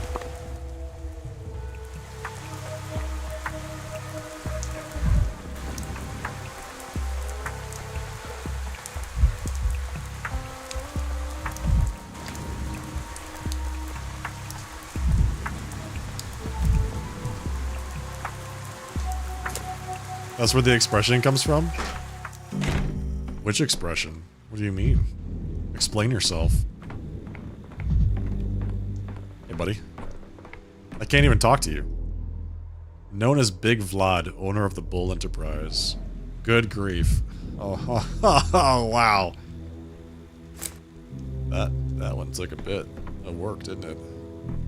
You thought about that one a long time.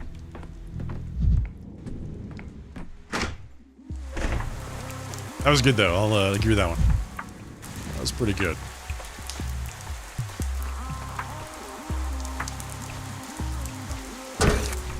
Every creak, like a gunshot.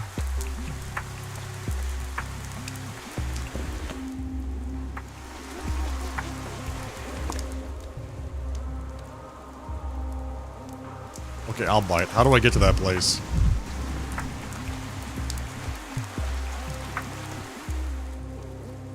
This is a patrolman. I've heard there's some humanitarian aid being distributed around here. Have you heard anything about it? Fortunately, I don't know. I'm not sure anyone does that at all. This is a disaster. Grief was the last decent person in this cursed place. What does Grief have to do with this?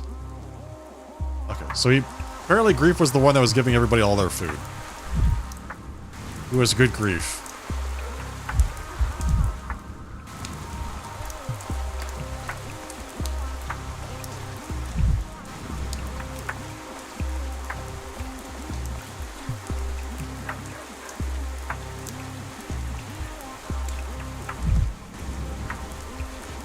Trade. What is this? Recipe hyoscyamine. Slightly increases mania. Strychnine. Moderately increases mania. Take some strychnine.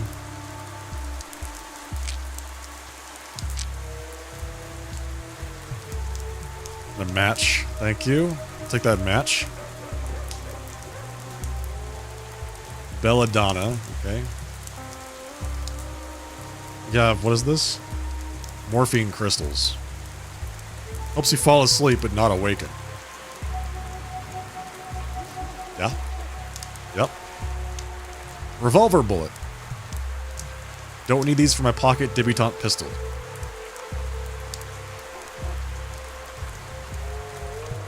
I have 7 life, like, health heals, so I think we're good on that for now. Tobacco. Do you just chew it, I guess? Oh no, you smoke it. You make cigarettes. Water. Common water is a versatile solvent that breaks various substances down to their component ions. It's time to do some chemistry. Hydroskiamine. So that's what this recipe is for. Slightly increases mania? That's 42. That's slight? I'll take that too, thanks.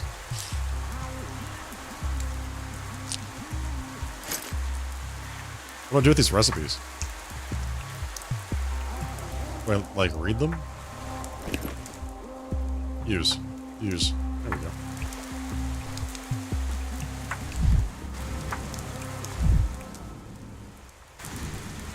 How far up does this thing go? Very far up, apparently. There's nothing up here. Figures. Alright. Let's head out. I was hoping to get some more stuff. I guess two, like, we got a match? We got one match. So I guess that's not nothing. But I get the sense we're going to be using a lot of matches in this game.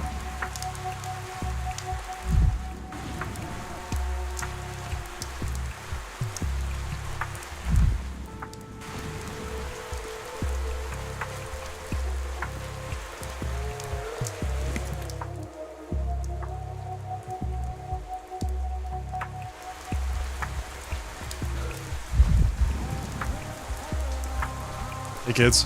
Bye, kids.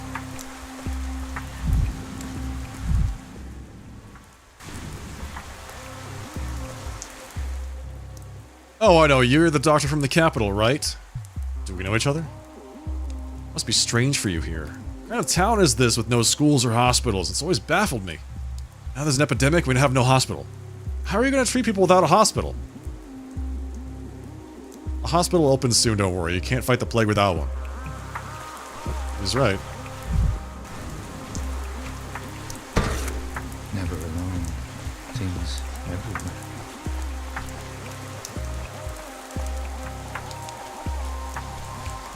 Just gotta kick a few boxes. Remind ourselves that we're alive.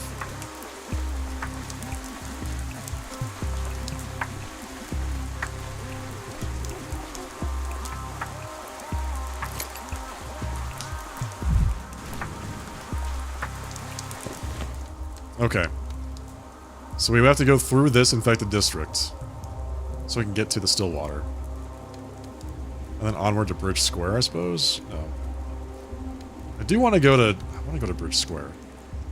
I want to talk to these people before we go to the Stillwater. So, what's her name? Told us to go to the Stillwater to talk to Eva.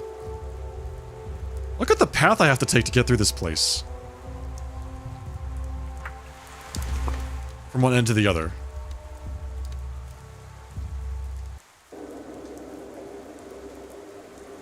And I have no more uses of my thing anymore.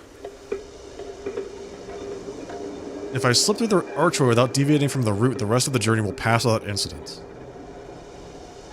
I could turn into another archway, then I'll have to create a new route. I'll have to pass through dangerous districts myself again.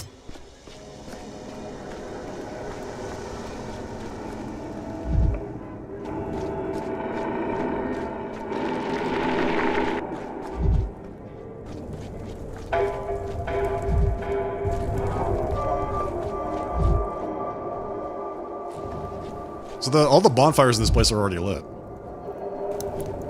Which is really good for us. Where is this thing taking me? I don't want to go this way. Why is this green smoke taking me in that direction?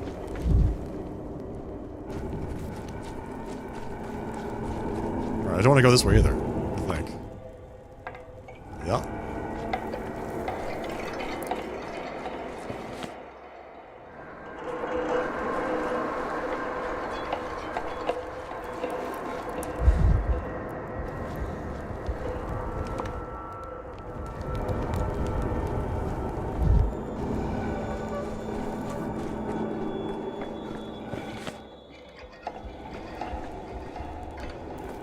want me to go down this way? Like, down this alley?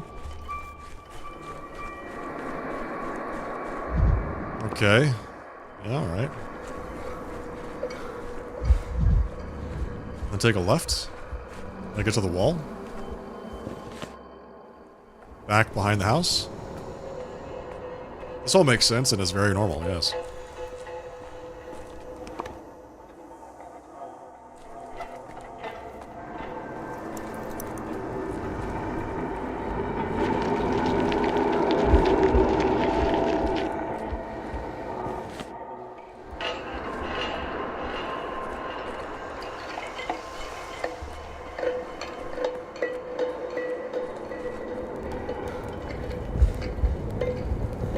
This is it. I made it.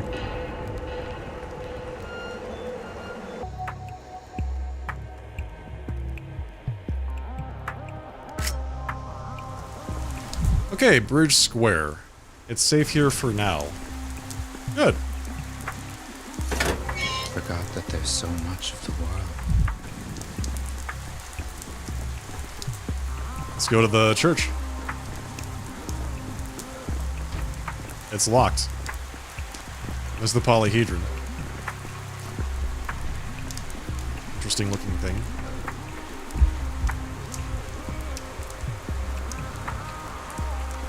Alright, we need to go talk to 2 people.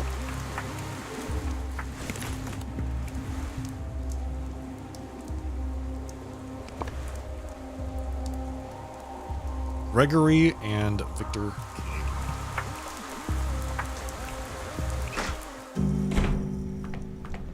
Oh, hello. Where are you? Nobody. Break. This is it. I guess I could just break mirrors for free because I hate mirrors or something? The Kane's Guard. The judge is not receiving petitioners today. Please vacate the premises. Do you know who I am?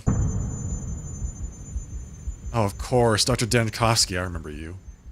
After everything you said last time, you have the audacity to cross this threshold once again. But you've been in town for 5 days now. What have you been doing all this time? Surviving. And what seems to be the only successful thing you've done. I repeat, the judge is not receiving visitors today, and he gave special orders regarding yourself. Leave. I'll try again tomorrow. Or yesterday. I will try again sometime. Wow, I'm just zero motivation. I'm so slow. Is there something nearby I can break? Yep.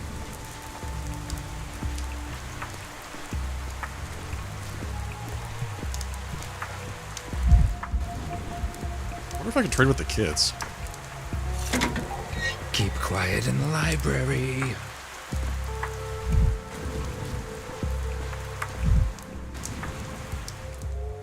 Hey, lanky guy, was it your stuff our guys pilfered the other day?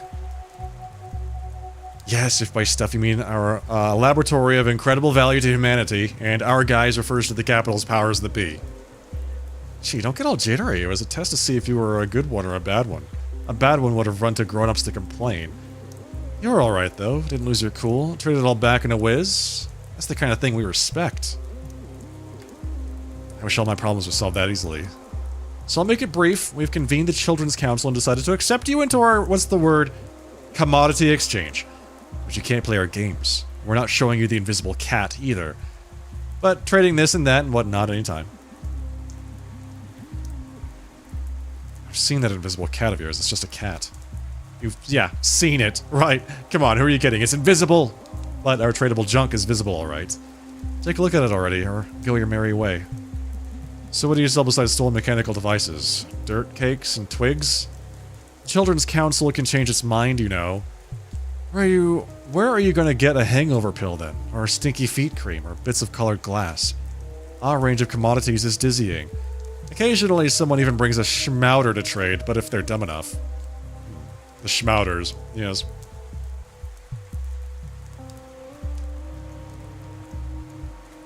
Thanks, I'll keep that in mind. So anyway, we hang out near tall places. Ones you see from afar. Like this place right here. If a giraffe was wandering around here, we'd be hiding under it. But our winters are too cold for a giraffe. And another thing, we don't need your little clinking things. Save them for beggars. They're worthless now. Bring us good, sound commodities, beetles and butterflies, and nuts too. Okay, sounds good.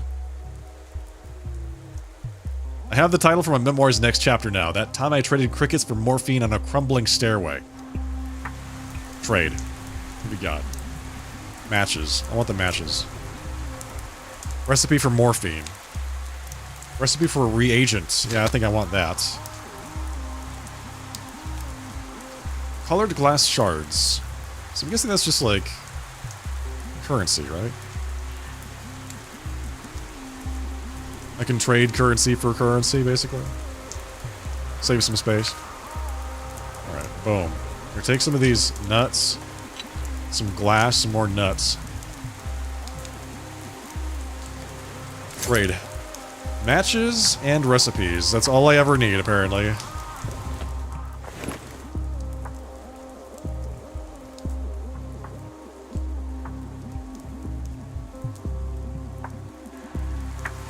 Learned recipe reagent. Learned recipe morphine. Dogheads are here. Oh look, here he comes again. So you found Genie yet? What do you mean again? Ooh, the old man's definitely not getting any younger. Got the memory of a giant ancient goldfish. You're asking about the genie just yesterday. I talked to you? When? What did we talk about? 3 days after Simon died. Think we got nothing better to do than tell you the same thing over and over again every day? 3rd day, you say. Got it. Okay, so day 3. Talk to kids. Talk to dogheads. At Polyhedron. Got it. Doghead Patrol. No entry.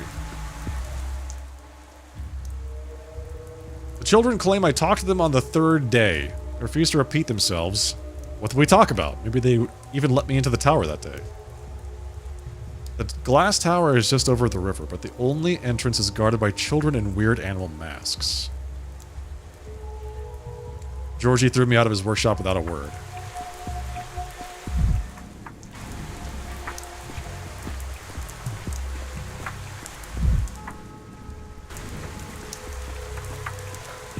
Well, getting kind of apathetic again.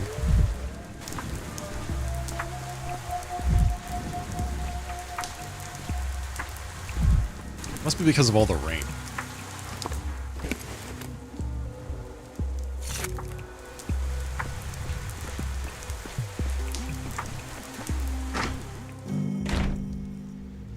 Alright, where is this guy? It's 4 o'clock.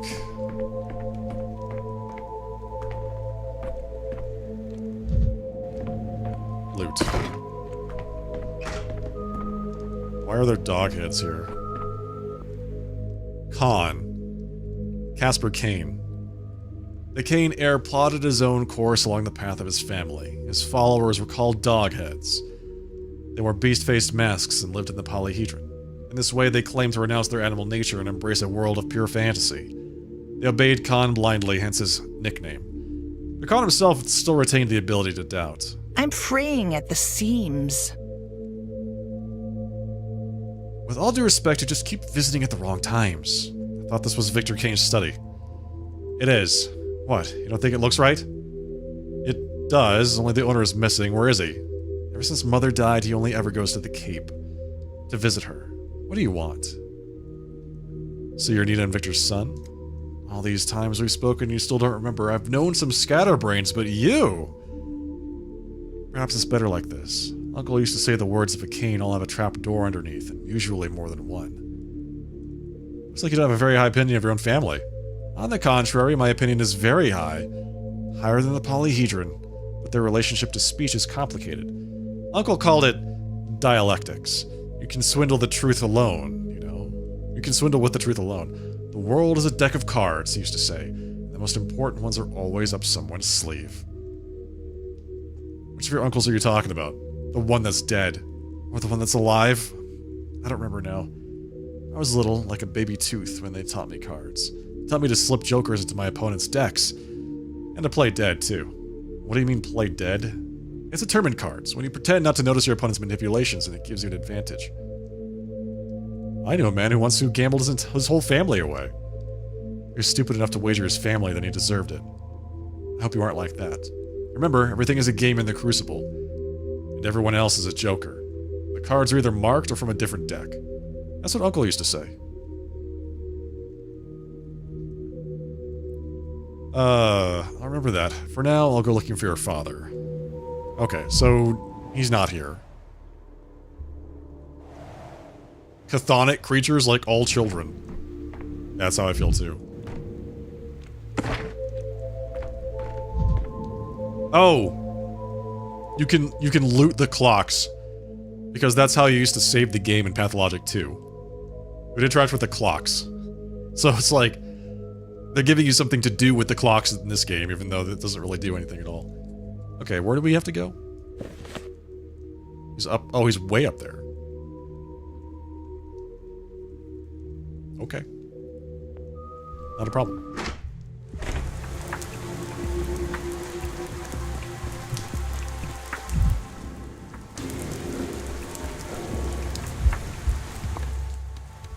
Alright, so I want to go here.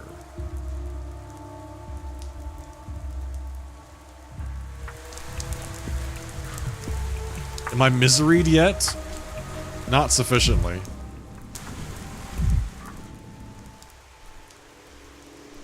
What does that say?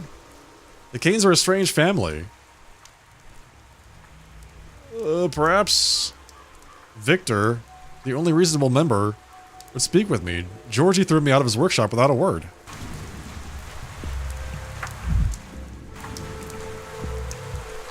Hey, Quack. Are you sufficiently miseried? Do you need some extra misery? I've got some. Why does this thing make me so angry? Good question. Not angry enough. Is that Victor? In the rain looking at this statue? Victor Kane, pragmatist. Younger brother of Simon and Georgie. The Canes are the shining mind of the town, and Victor is the hands that created the bricks for building castles in the air. All his life, he made sure the gears of fate in this unusual family turned in harmony with one another. That's why he enjoys assembling clocks. Seems he was the only one who could rein in the impulses of wild Nina his late wife. Simon has picked you to perform a burdensome task. Yes, yes. Domina. Yes, Domina, thank you for the 77-month resub. 777 octobigentillion 777 septvigentillion 777 sexvigentillion 777 quinvigentillion 777 quadrivigentillion 777 trivigentillion 777 duovigentillions.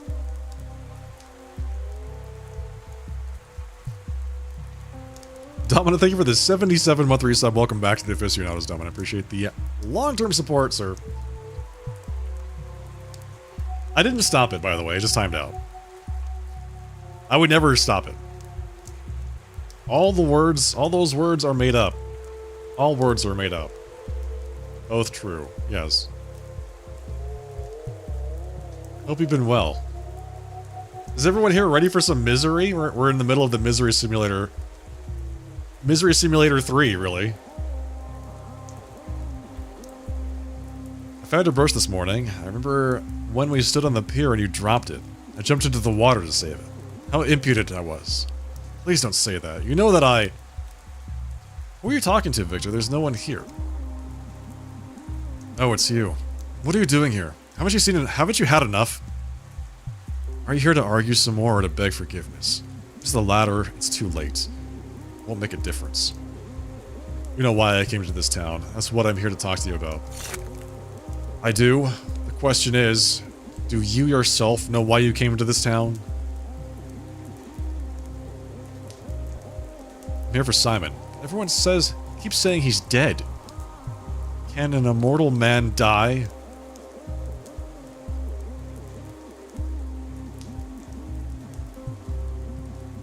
Lost power, but your fiber box on the wall didn't turn back on, so RSP had to come out and replace it? How bothersome. You've been here for 5 days and visited us twice. You still understand nothing? Georgie had high hopes for you, Dr. Dankowski. He expected you to amaze him. You turned out to be ordinary. You're just stagnating. I wouldn't be stagnating if you were frank with me and didn't talk in riddles. So he wants to do everything for you. You're a scientist, Dr. Dankowski. Why this idleness of the mind?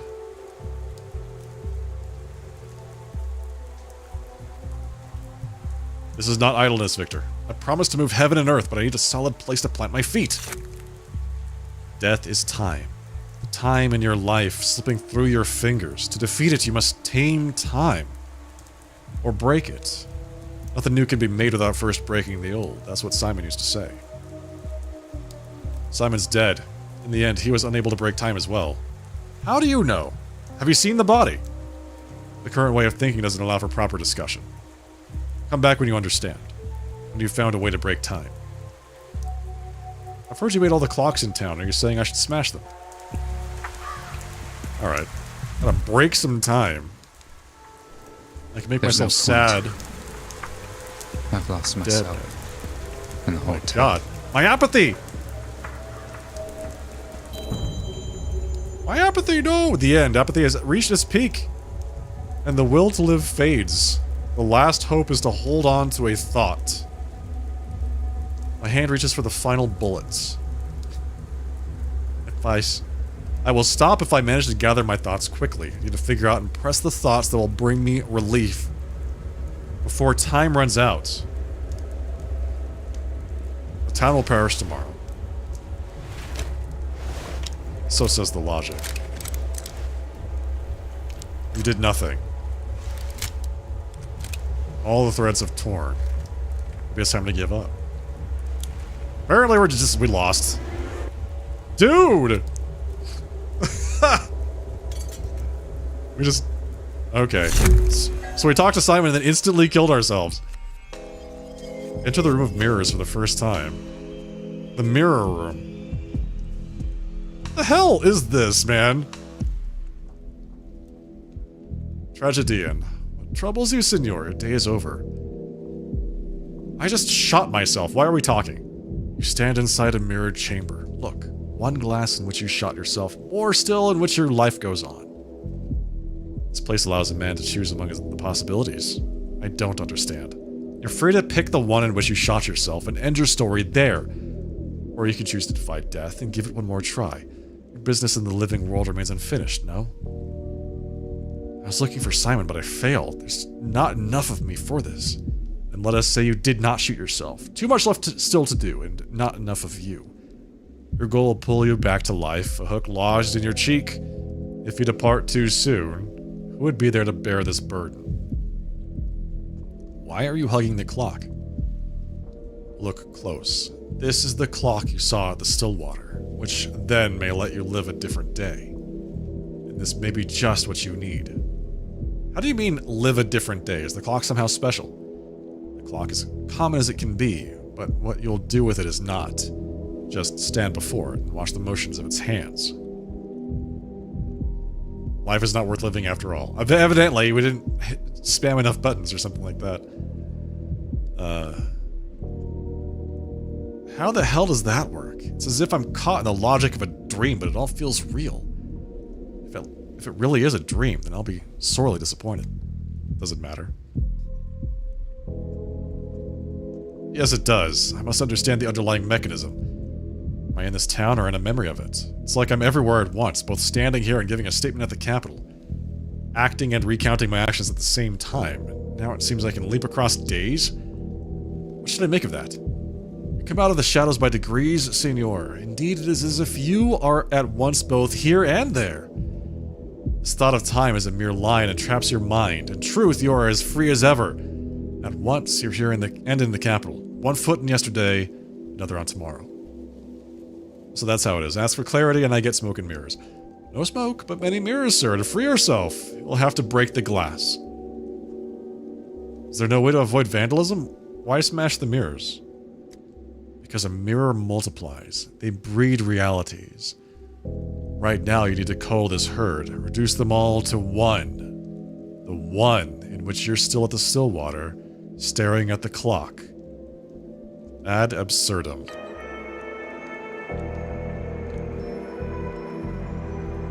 Turn on. So I can see the inspector. The broken ones don't lie. Amalgam gained plus 20. We're gonna have so much bad luck after we're done with this. Real. So much bad luck. That thing at the top, the meter up there is filling up, by the way. It's more honest now. Okay.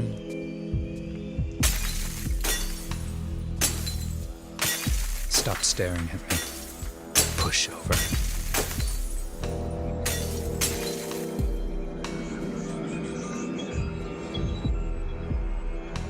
Saturation reached 0. An empty prototype won't dissipate plague miasma.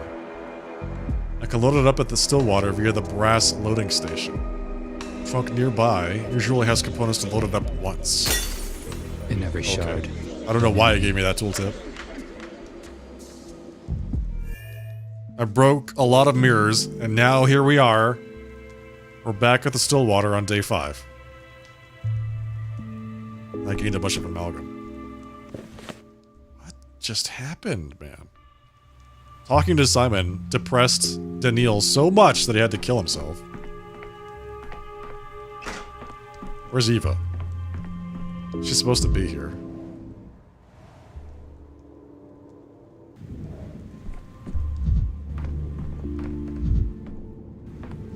What's this? Prepare the projectile. Prepare the projectile! Preparing the projectile! Let's go! Mix the medicine. Analyze items. Mix the medicine. What?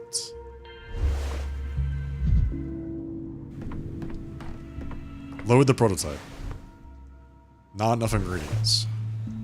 Alright, they said that they usually have enough ingredients nearby. Is it true? There we go. Load the prototype.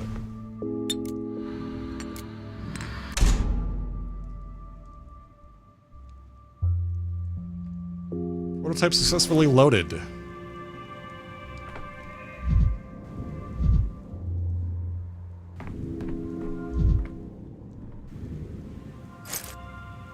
Looted the bookcase. Oh, you're not Eva. You're Yulia, the Fatalist. She came from the capital with the Onero texts, an organization that built the western part of this town. Many of the town oddities can be attributed to them. Yulia immediately struck me as an intelligent, rational, and unhappy person. She's like the female Dankovsky, basically. A smart person crosses the stream where it's the shallowest. You don't cross the stream. But I'm not smart. Everyone knows that. Got a cigarette? Smoking is bad for you. But sometimes it's necessary. Did something happen to you? During our last meeting, you weren't so grim.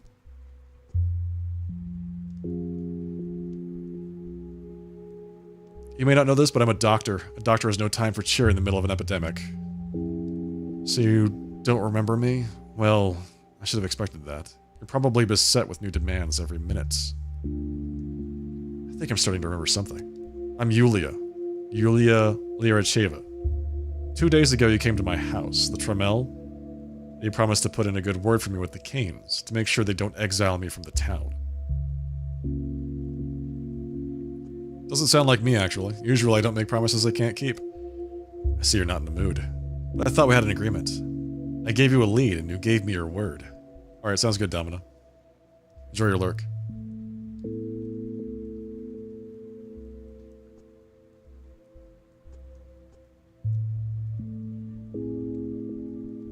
As awkward as this sounds, it's nice to meet you again. Could you remind me what else we discussed during our last meeting? We talked about the Onero texts. You were curious to meet one of them, and you found me. Isn't that the Town Association of Architects and Engineers? The Onero texts. We're the ones the Canes once invited to design the town of their dreams. When you're young, passionate, and striving for a breakthrough, it's often hard to find the opportunity to realize your ambitious plans. The Canes gave us that opportunity. Did I detect a note of bitterness in your voice there? Rather bitter irony. We were inspired, but Years passed us by. Some fled from here, while others will never flee because they've been laid to rest in this earth. When I visited the Stillwater, I feel like I'm returning to the time of our hope. After all, it was also built by one of us, the best of us. This is hard for me to explain, but I keep feeling that the Stillwater somehow affects me. You've already noticed. Stillwater has its name for a reason. It's quiet, it's subtle. Ask yourself how many rooms it has. The question is more interesting than it seems. The answer is either a joke or a gift from the architect. You know, there are 1,000 reasons to admire Eva. The main one is that she's capable of living here. Do you know her well? Everyone in the narrow texts loved her. She was, for us, a tuning fork. The best, most sensitive audience. A canary in the mine. No university can teach what she knows. Even if the town dies, and with it all our works, I'm happy that Eva saw them. You're an interesting conversationalist, Yulia. Now I certainly remember your request about the canes, and I'll do everything in my power to fulfill it. Thwarted expectations. A couple of days ago I made some promise to Yulia Lyaracheva that I didn't keep. I can do better.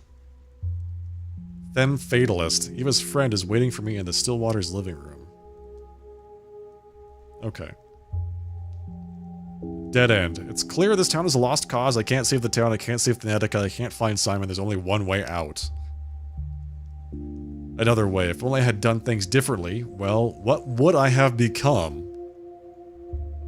Dead end again. I deeply offended the Canes in the past, and now they refuse to speak with me. If only I could replay it all. Getting a lot of, like, bits and pieces, aren't we? Look at this. We have some hooks in day 2 and 4, but 3 seems to be like a total blank for some reason.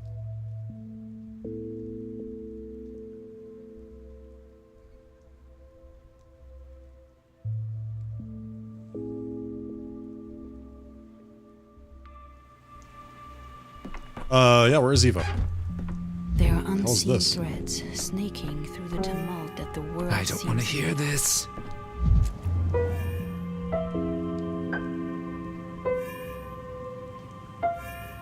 It was quiet in Thanatica.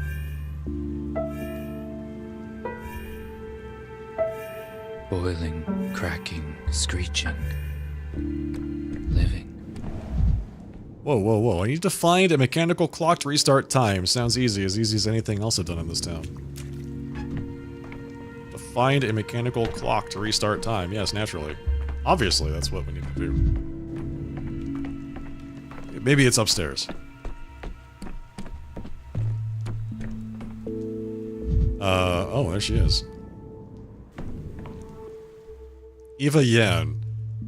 Canary in a cage. The Stillwater is a failed observatory converted into a guest house. One day, Eva Yan just moved in. She was never chased out because, according to locals, the Stillwater changes people in strange ways, and someone must bear its attentions. When I arrived, they'd already arranged a room for me at the Stillwater. I saw Eva every day. She almost never went outside. Hate it when noon comes after 11. It feels much nicer after the supper. Yeah, I hate when noon comes after 11. That's the worst feeling. You're back. That's good. You'll sleep much more soundly in the Stillwater than in a prison cell. Simon had good reason to arrange for you to stay here. Is there a mirrored room in the Stillwater? There are many rooms in the Stillwater. Some are locked, and I don't have the keys myself. I'm not eager to get in. If the house wants to, it will let me in. Wants to, it will let me in. But I haven't seen a room with mirrors. Has this clock been here long? It's always been here. Simon used to joke that they built the Stillwater around it. When Farrakhan started constructing the Stillwater, the clock was the first thing to be installed. But why do you ask? Is it the ticking too loud, disturbing your sleep? No, I'm just curious where it came from. So you say it was Simon who brought it here? I don't think he actually brought it here himself. It's quite heavy, but it was brought here at his request, yes. In fact, you're the first one to ask me about it. Most people just don't notice it. Every time I see you touch it, it feels like you can see something that I can't. As if you're being transported by it. Wait, have you seen me touching this clock already? You've been living here for 5 days. Of course I have. Every single day you stand in front of it and murmur something before you go to bed. If I didn't know what a skeptic you are, I would have thought you were performing a ritual. I'm just trying to figure out what kind of place the Stillwater is. Those who live in the Stillwater can get things muddled in their heads, but you shouldn't blame everything on the house. It's unusual, certainly, and built with specific intent, but in the end, it's only a building. I've heard a different story. I've heard something isn't right with this house, that people can't stay in here for too long. In our little town, there are tall tales about everything under the sun, even toy bulls. Separating truth from fiction is hard, even for the locals. I'm dead tired. I need to sleep. Sleep is death's little brother. Does that mean death is sleep's big brother? Death is the ghosts in the clocks. There it is, that noise again. Do you hear it? I hear it like a mouse scratching in the spine. Don't go to bed while you're still thinking so much about the clock. You won't be able to fall asleep. May I take a closer look? I'll be careful, I promise. What are we going to do with this? There's something under this covering. Loot. See the past. Amalgam is required to recall the past.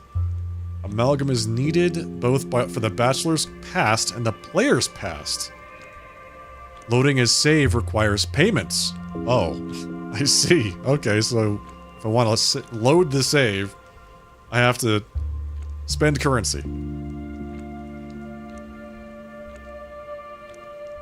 It can be attained by smashing mirrors and in a couple more ways. So which day do I go to? This is weird. I can only go up to day 5. I guess I'll go to day 2? Like, maybe we just start with day 2.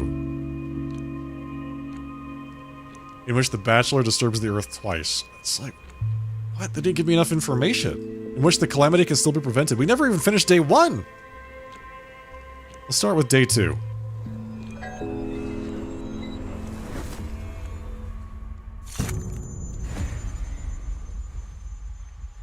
Okay, we're back at the interrogation. A doctor means a teacher. Whom have you taught? You've been going on about the second day. What are you implying exactly? According to our information, there was no plague in the town yet. There was nothing to research besides the Stillwater and its charming mistress. The plague didn't appear out of the blue. The outbreak struck on the 3rd day, but that means it was already brewing on the 2nd. How can you be so sure of that? In fact, here's a report in your own hand. The latent stage lasts about 5 to 8 hours. The town was still clean on the 2nd day. That's not my handwriting. You cannot possibly know whether the town was clean on the 2nd day or not. You hadn't opened the hospital yet. You understood nothing about the sand plague. And pardon my frankness, but I'm not interested in your hypotheses or speculations. I need hard facts. I did open the hospital on the 3rd day. Why don't you tell me about that then? And then we'll see if there's any merit to your musings about the genesis of the plague. Okay, I guess we're doing the 3rd day. 3rd day it is. So we're going to open the hospital on day 3.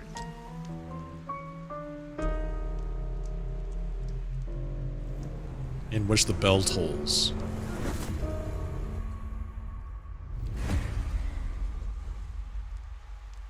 Why are we back here? You're not speaking to me. You're speaking to your conscience. You are, I beg your pardon, trying to deceive me time and again. Sure enough, it is in my power to forbid you lying, errare humanum est, and one can also, shall we say, be mistaken with no ill intent. But as far as formal logic is concerned, you are constantly feeding me something that can only be described as falsehood. Everyone lies. You, too, are lying to me right now. What do we have next? Day 3, the crucial one, the day the town elites were to appoint the Health Inspector General. The person to lead the fight against the epidemic.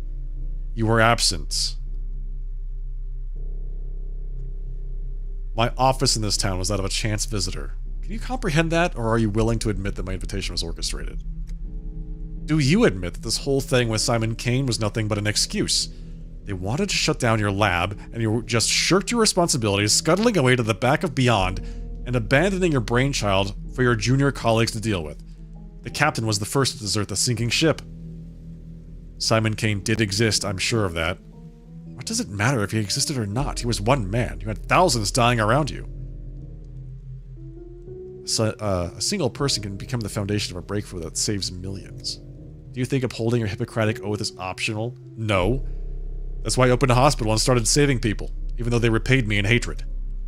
According to my information, there was no hospital building in the town. Here, take a look.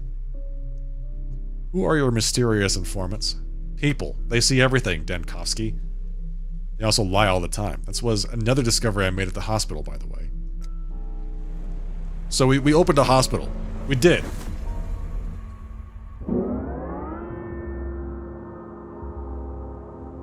Day 2. I'm on day 2. No, today. Okay, day 2 is has the exclamation point. We're on day 3. Got it.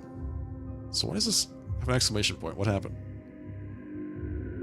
The second outbreak.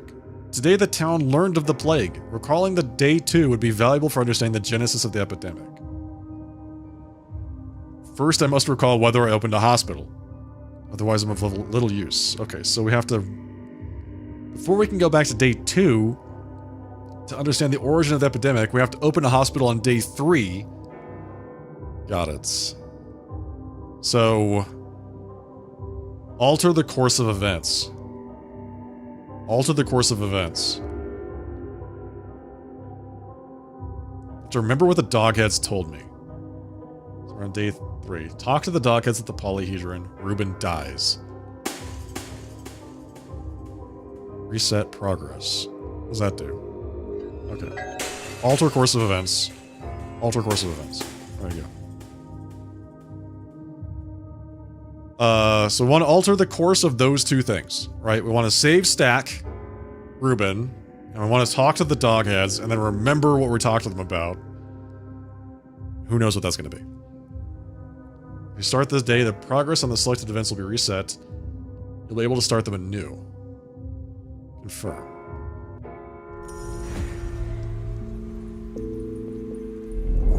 If I die with no amalgam, death is final. It's crucial to always have some. Day 3 in which the bell tolls. If I die with no amalgam. I always remember the important items. Artifacts, small things are forgettable. Consumables are not transferred between days. They are waiting for me in the clock on the day when I collected them. Oh. Got it. Consumables are not transferred between days. They are in the clock on the day that I got them. Take. Colored glass. Whoa, jeez. Ah. He was 31, older than the Stamatins, Yulia, and the rest of them, the oldest of the Anerotects. He smoked a lot, smiled, and kept quiet. What are you talking about? Farkhad. He built the Stillwater and the cathedral. What did you think of it? It's just that he made this lamp, too. The cathedral used to have beautiful stained glass windows. They shattered, but Farkhad wasn't upset. He gathered the shards and made this little marvel from them. That's what set him apart from the Stamatins. What sort of cathedral do you even have? It doesn't serve any religion. Well, of course not. That's the whole idea of the cathedral. You know, like a book with nothing written in it. It embodies the abstract idea of every possible book. The original concept was this, to build not a cathedral of some faith, but simply a cathedral. The abstraction was supposed to elevate it above time. Or perhaps remove it from time. So it's a cathedral to nothing. And that's intentional. Somehow.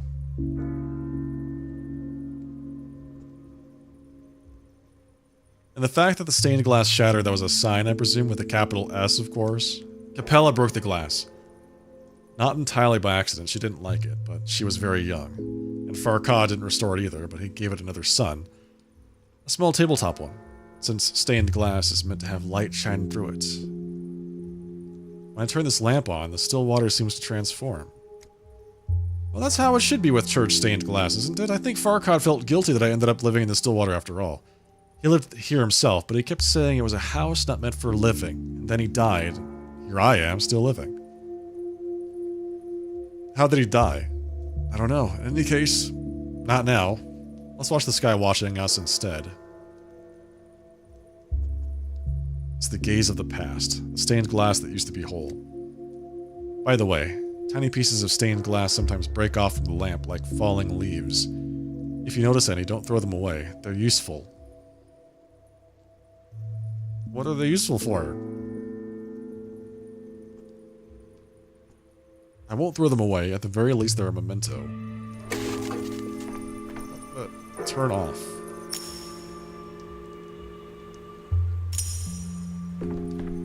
This thing's pretty chill. Like... See the past, user loot. Okay, got it. Well, I guess we're going downstairs. We have to change the past. Which means we have to take a look at our thoughts. Wow, okay. Yesterday. Got it. Fugitive. On the third day, Ruben was hiding in the warehouses. He was planning something. He was afraid of something. The rulers of this town are waiting for me in the town hall. So let's go to the town hall.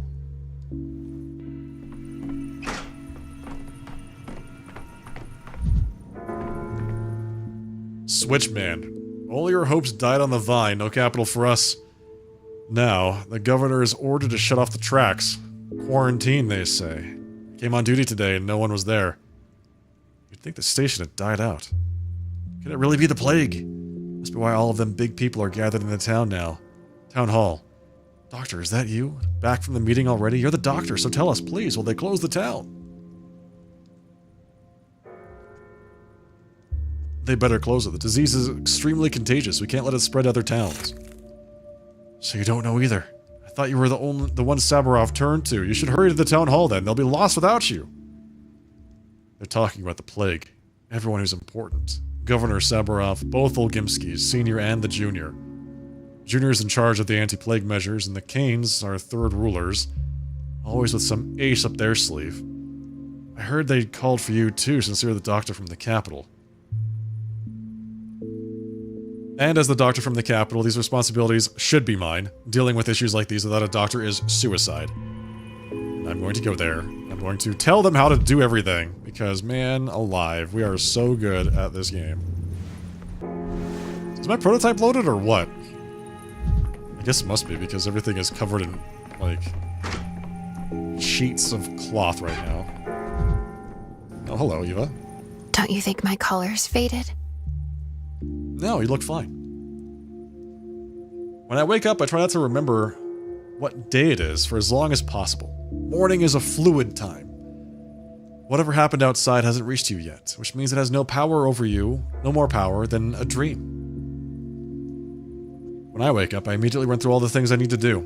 In the morning, certain things become clear that fade away by evening. This morning, I realized something about you.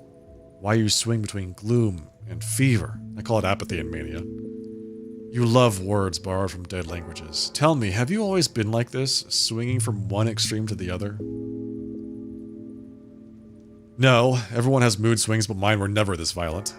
Simon once said that a person's greatest battle isn't with their circumstances, not with hunger, thirst, or exhaustion. The real fight is always with yourself. Until you've been to your own apex and your own abyss, you'll never know who you are. That's true if a person is worth anything. In any case, you'll always have food, drink, and shelter. You don't even need to think about such trifles. Thank you. But no one can get inside and change you. Well, they can, and eventually it will happen. But only you can keep track of your own peace of mind and the seesaw in your head. I'll manage it, no worries. There's no need to talk to me like a nurse. I speak as I speak and as things are. Simon, the town, and all want to offer you hospitality. It's important that you know that. Alright, sorry for snapping. We got 50 amalgam. As if things are animated.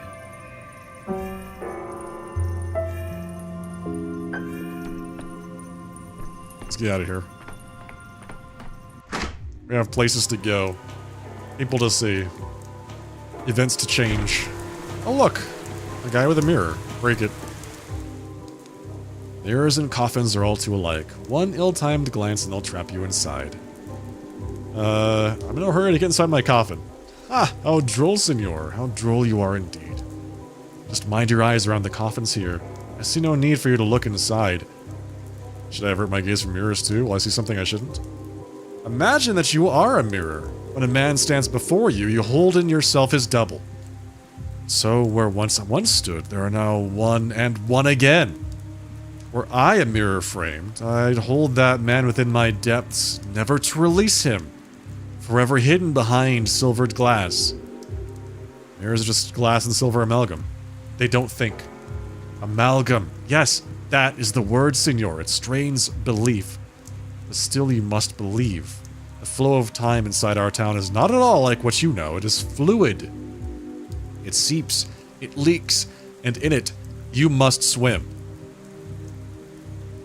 I have this odd feeling that I'll know what happened in the future, as if the future was, instead of will be. And if time flows, then you may bottle it, like blood, or dew, or tears. You keep it for a rainless day, and spend it when you must.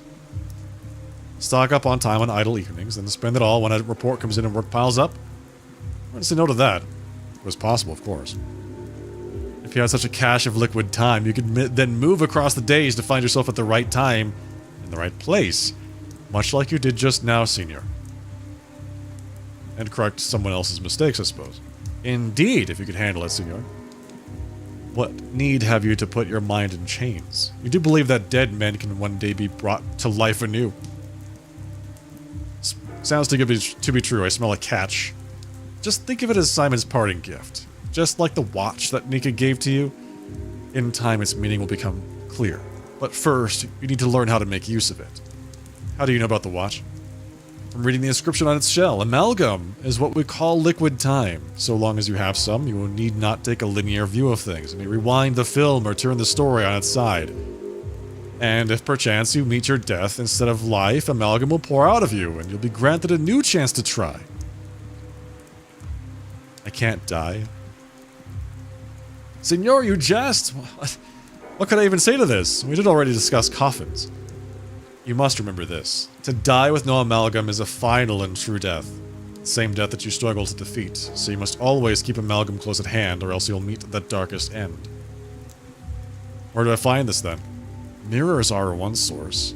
They glean a man's reflection, trapping time within themselves, and if a mirror should break, it's liberated time you could then take. And the world inside the mirror will be shattered in pieces, I see.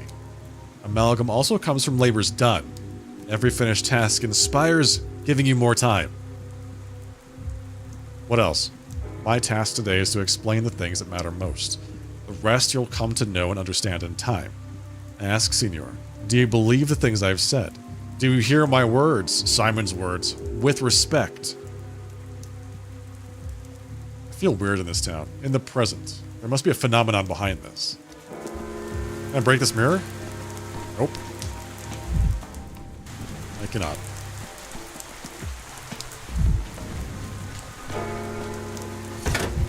Misophonia, Dankovsky.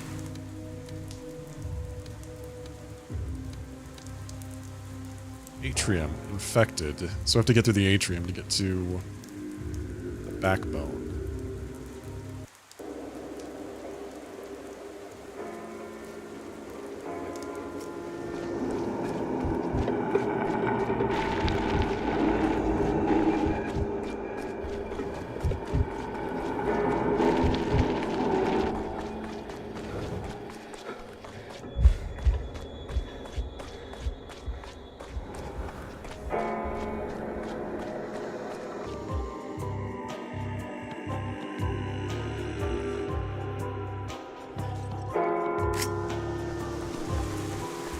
Safe here for now. I don't know if I want to kick that just yet. Why is it leading me through here? What is it doing exactly? Where is it taking me?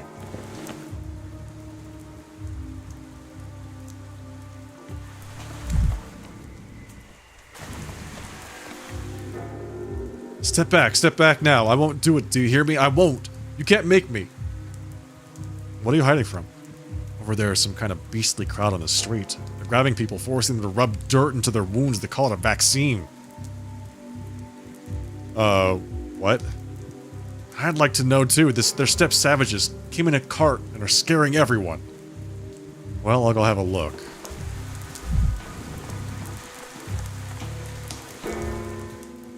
Listen, man, don't cut the line. I was here before you. And me too. We were here before you. What is this line for? Isn't it obvious? They're handing out a vaccine against the plague here. What kind of vaccine is it? Did you ask anyone? I told you it's a vaccine against the plague. You deaf or what? I got that. Question is, why are the steppe folk handing this vaccine out from a cart? What's it to you? The important thing is they're giving it out. Who are you anyway? The steppe police? What, doctor? Oh, really? So why are you cutting the line? Did you take the Hippocratic Oath? I did. So I'm trying to understand what kind of poison they're handing out. Are you? Tell me about this vaccine. Distributor of dead gruel. Halt! I said halt! By the decree of the Emergency Committee, vaccination is currently being conducted. Don't go anywhere. I'll give you the vaccine now. What are you talking about? Who are you? I'm Marat. Hello, Marat. Who put you here? Who do you think? The higher-ups. A decree has been issued at the town hall regarding vaccination. That's why I was sent to carry it out. Can I see it? What is this stuff? It looks like some chewed-up soil. How are you going to administer it? You don't inject it. You rub it onto your skin or into a wound for a quicker effect. Are you mad? Rubbing this dirt into wounds? I'll ask again, who developed it? Do you have any papers on this vaccine? Listen, why are you so persistent? Who this? Who that? It's folk medicine. The people developed it. Got it? So you don't even know what's in it. My job is to distribute the vaccine. Its contents are none of my concern. If you don't want to take it, step aside. Stop scaring people away. If you have a problem, go to the town hall. Okay. I will. Goodbye. Who are you? Are you heading to the town hall too? Why would I be? There's been a commotion in the town since morning. They say all the ruling families have gathered at the town hall. Something's going on. If only we knew what exactly and what to prepare for. I can tell you one thing for sure. Nothing good is happening.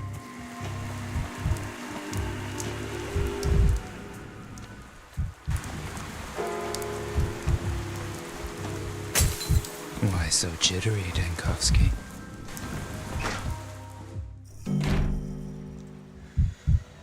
Oh, it's already midnight. Yeah, wow. Time sure does fly. Greetings, do you have an appointment? I heard there was a gathering taking place. Oh, no, impossible. Gatherings are forbidden around here. There's a gathering, I'm telling you, in this building. It's a matter of the plague, naturally. Assemblies of any kind are forbidden. The gathering is about the plague! Ah, then come in. Go in there on the left. I've been waiting an hour for you already. You've gotta be kidding me. Alright, folks, we're gonna go ahead and call it there for the night. Thank you so much for joining me for night number 1 of Pathologic 3. I don't know how to say, like, how much progress we made today. You know, like, we're in day 2, or day 3, but we've already done days 1 and 5. So, what exactly? How many days have we finished? Interesting question. Anyway, thank you for joining, everybody. If you enjoyed the broadcast tonight, don't forget to follow the broadcast here on Twitch. Just click the follow button if you're over on the YouTube side. Like the live stream, subscribe to the channel. I would love to see you all here again next time, Friday night, 8 p.m. Pacific time for some more Pathologic 3. I'm looking forward to it. I really enjoyed Pathologic 2. I cannot wait to play more of this one. It is mysterious. I can't wait to see what's going on. Maybe we can save Stack, Ruben. Maybe we can talk to the kids and see what they have to say. But there's some mystery here. We're gonna open up the hospital, diagnose people, maybe get murdered by a giant bone monster. We'll see. Who knows? That's on Friday, 8 p.m. Pacific time. Thank you again, folks. And see you in a couple of days. In the meantime, have a great rest of your night. Have a fantastic Friday. I'll see you then. Good night. Cheers. Take care.